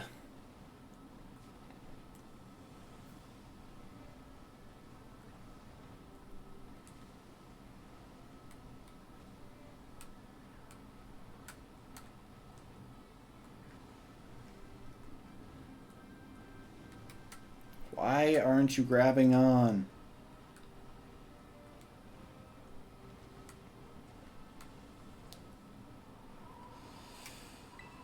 Sat on top of a flying point. One of the 10 sites of Paldea. Okay, yeah, from up here you can actually see all the way over to there, and it's just kind of a wasteland.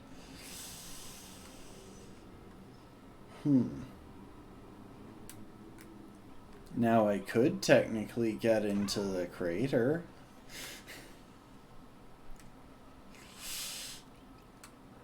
I shouldn't and I won't, but I could.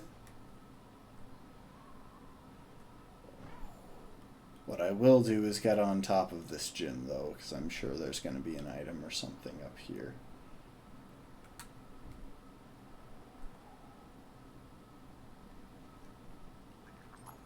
Gimme coin, the best reward of all.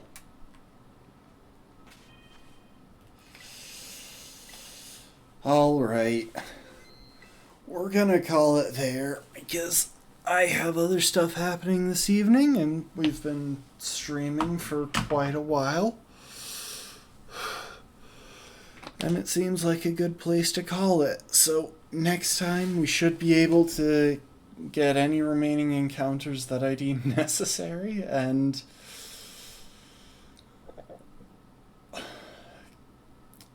do our battle with Cassiopeia, and finally our battle with the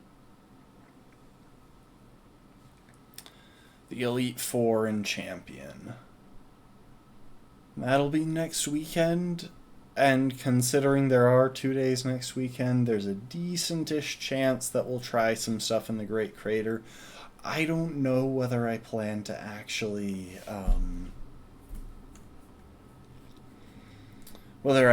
plan to continue the Nuzlocke rules through the Great Crater, but we'll see. Anyway, thanks everyone for hanging out.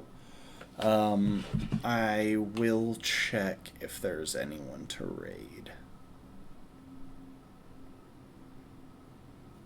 It doesn't look like it, because I'm guessing Gemma's got the same rules on for raids as last night. So thanks so much for hanging out, folks, and I hope y'all have a Merry Christmas. Later.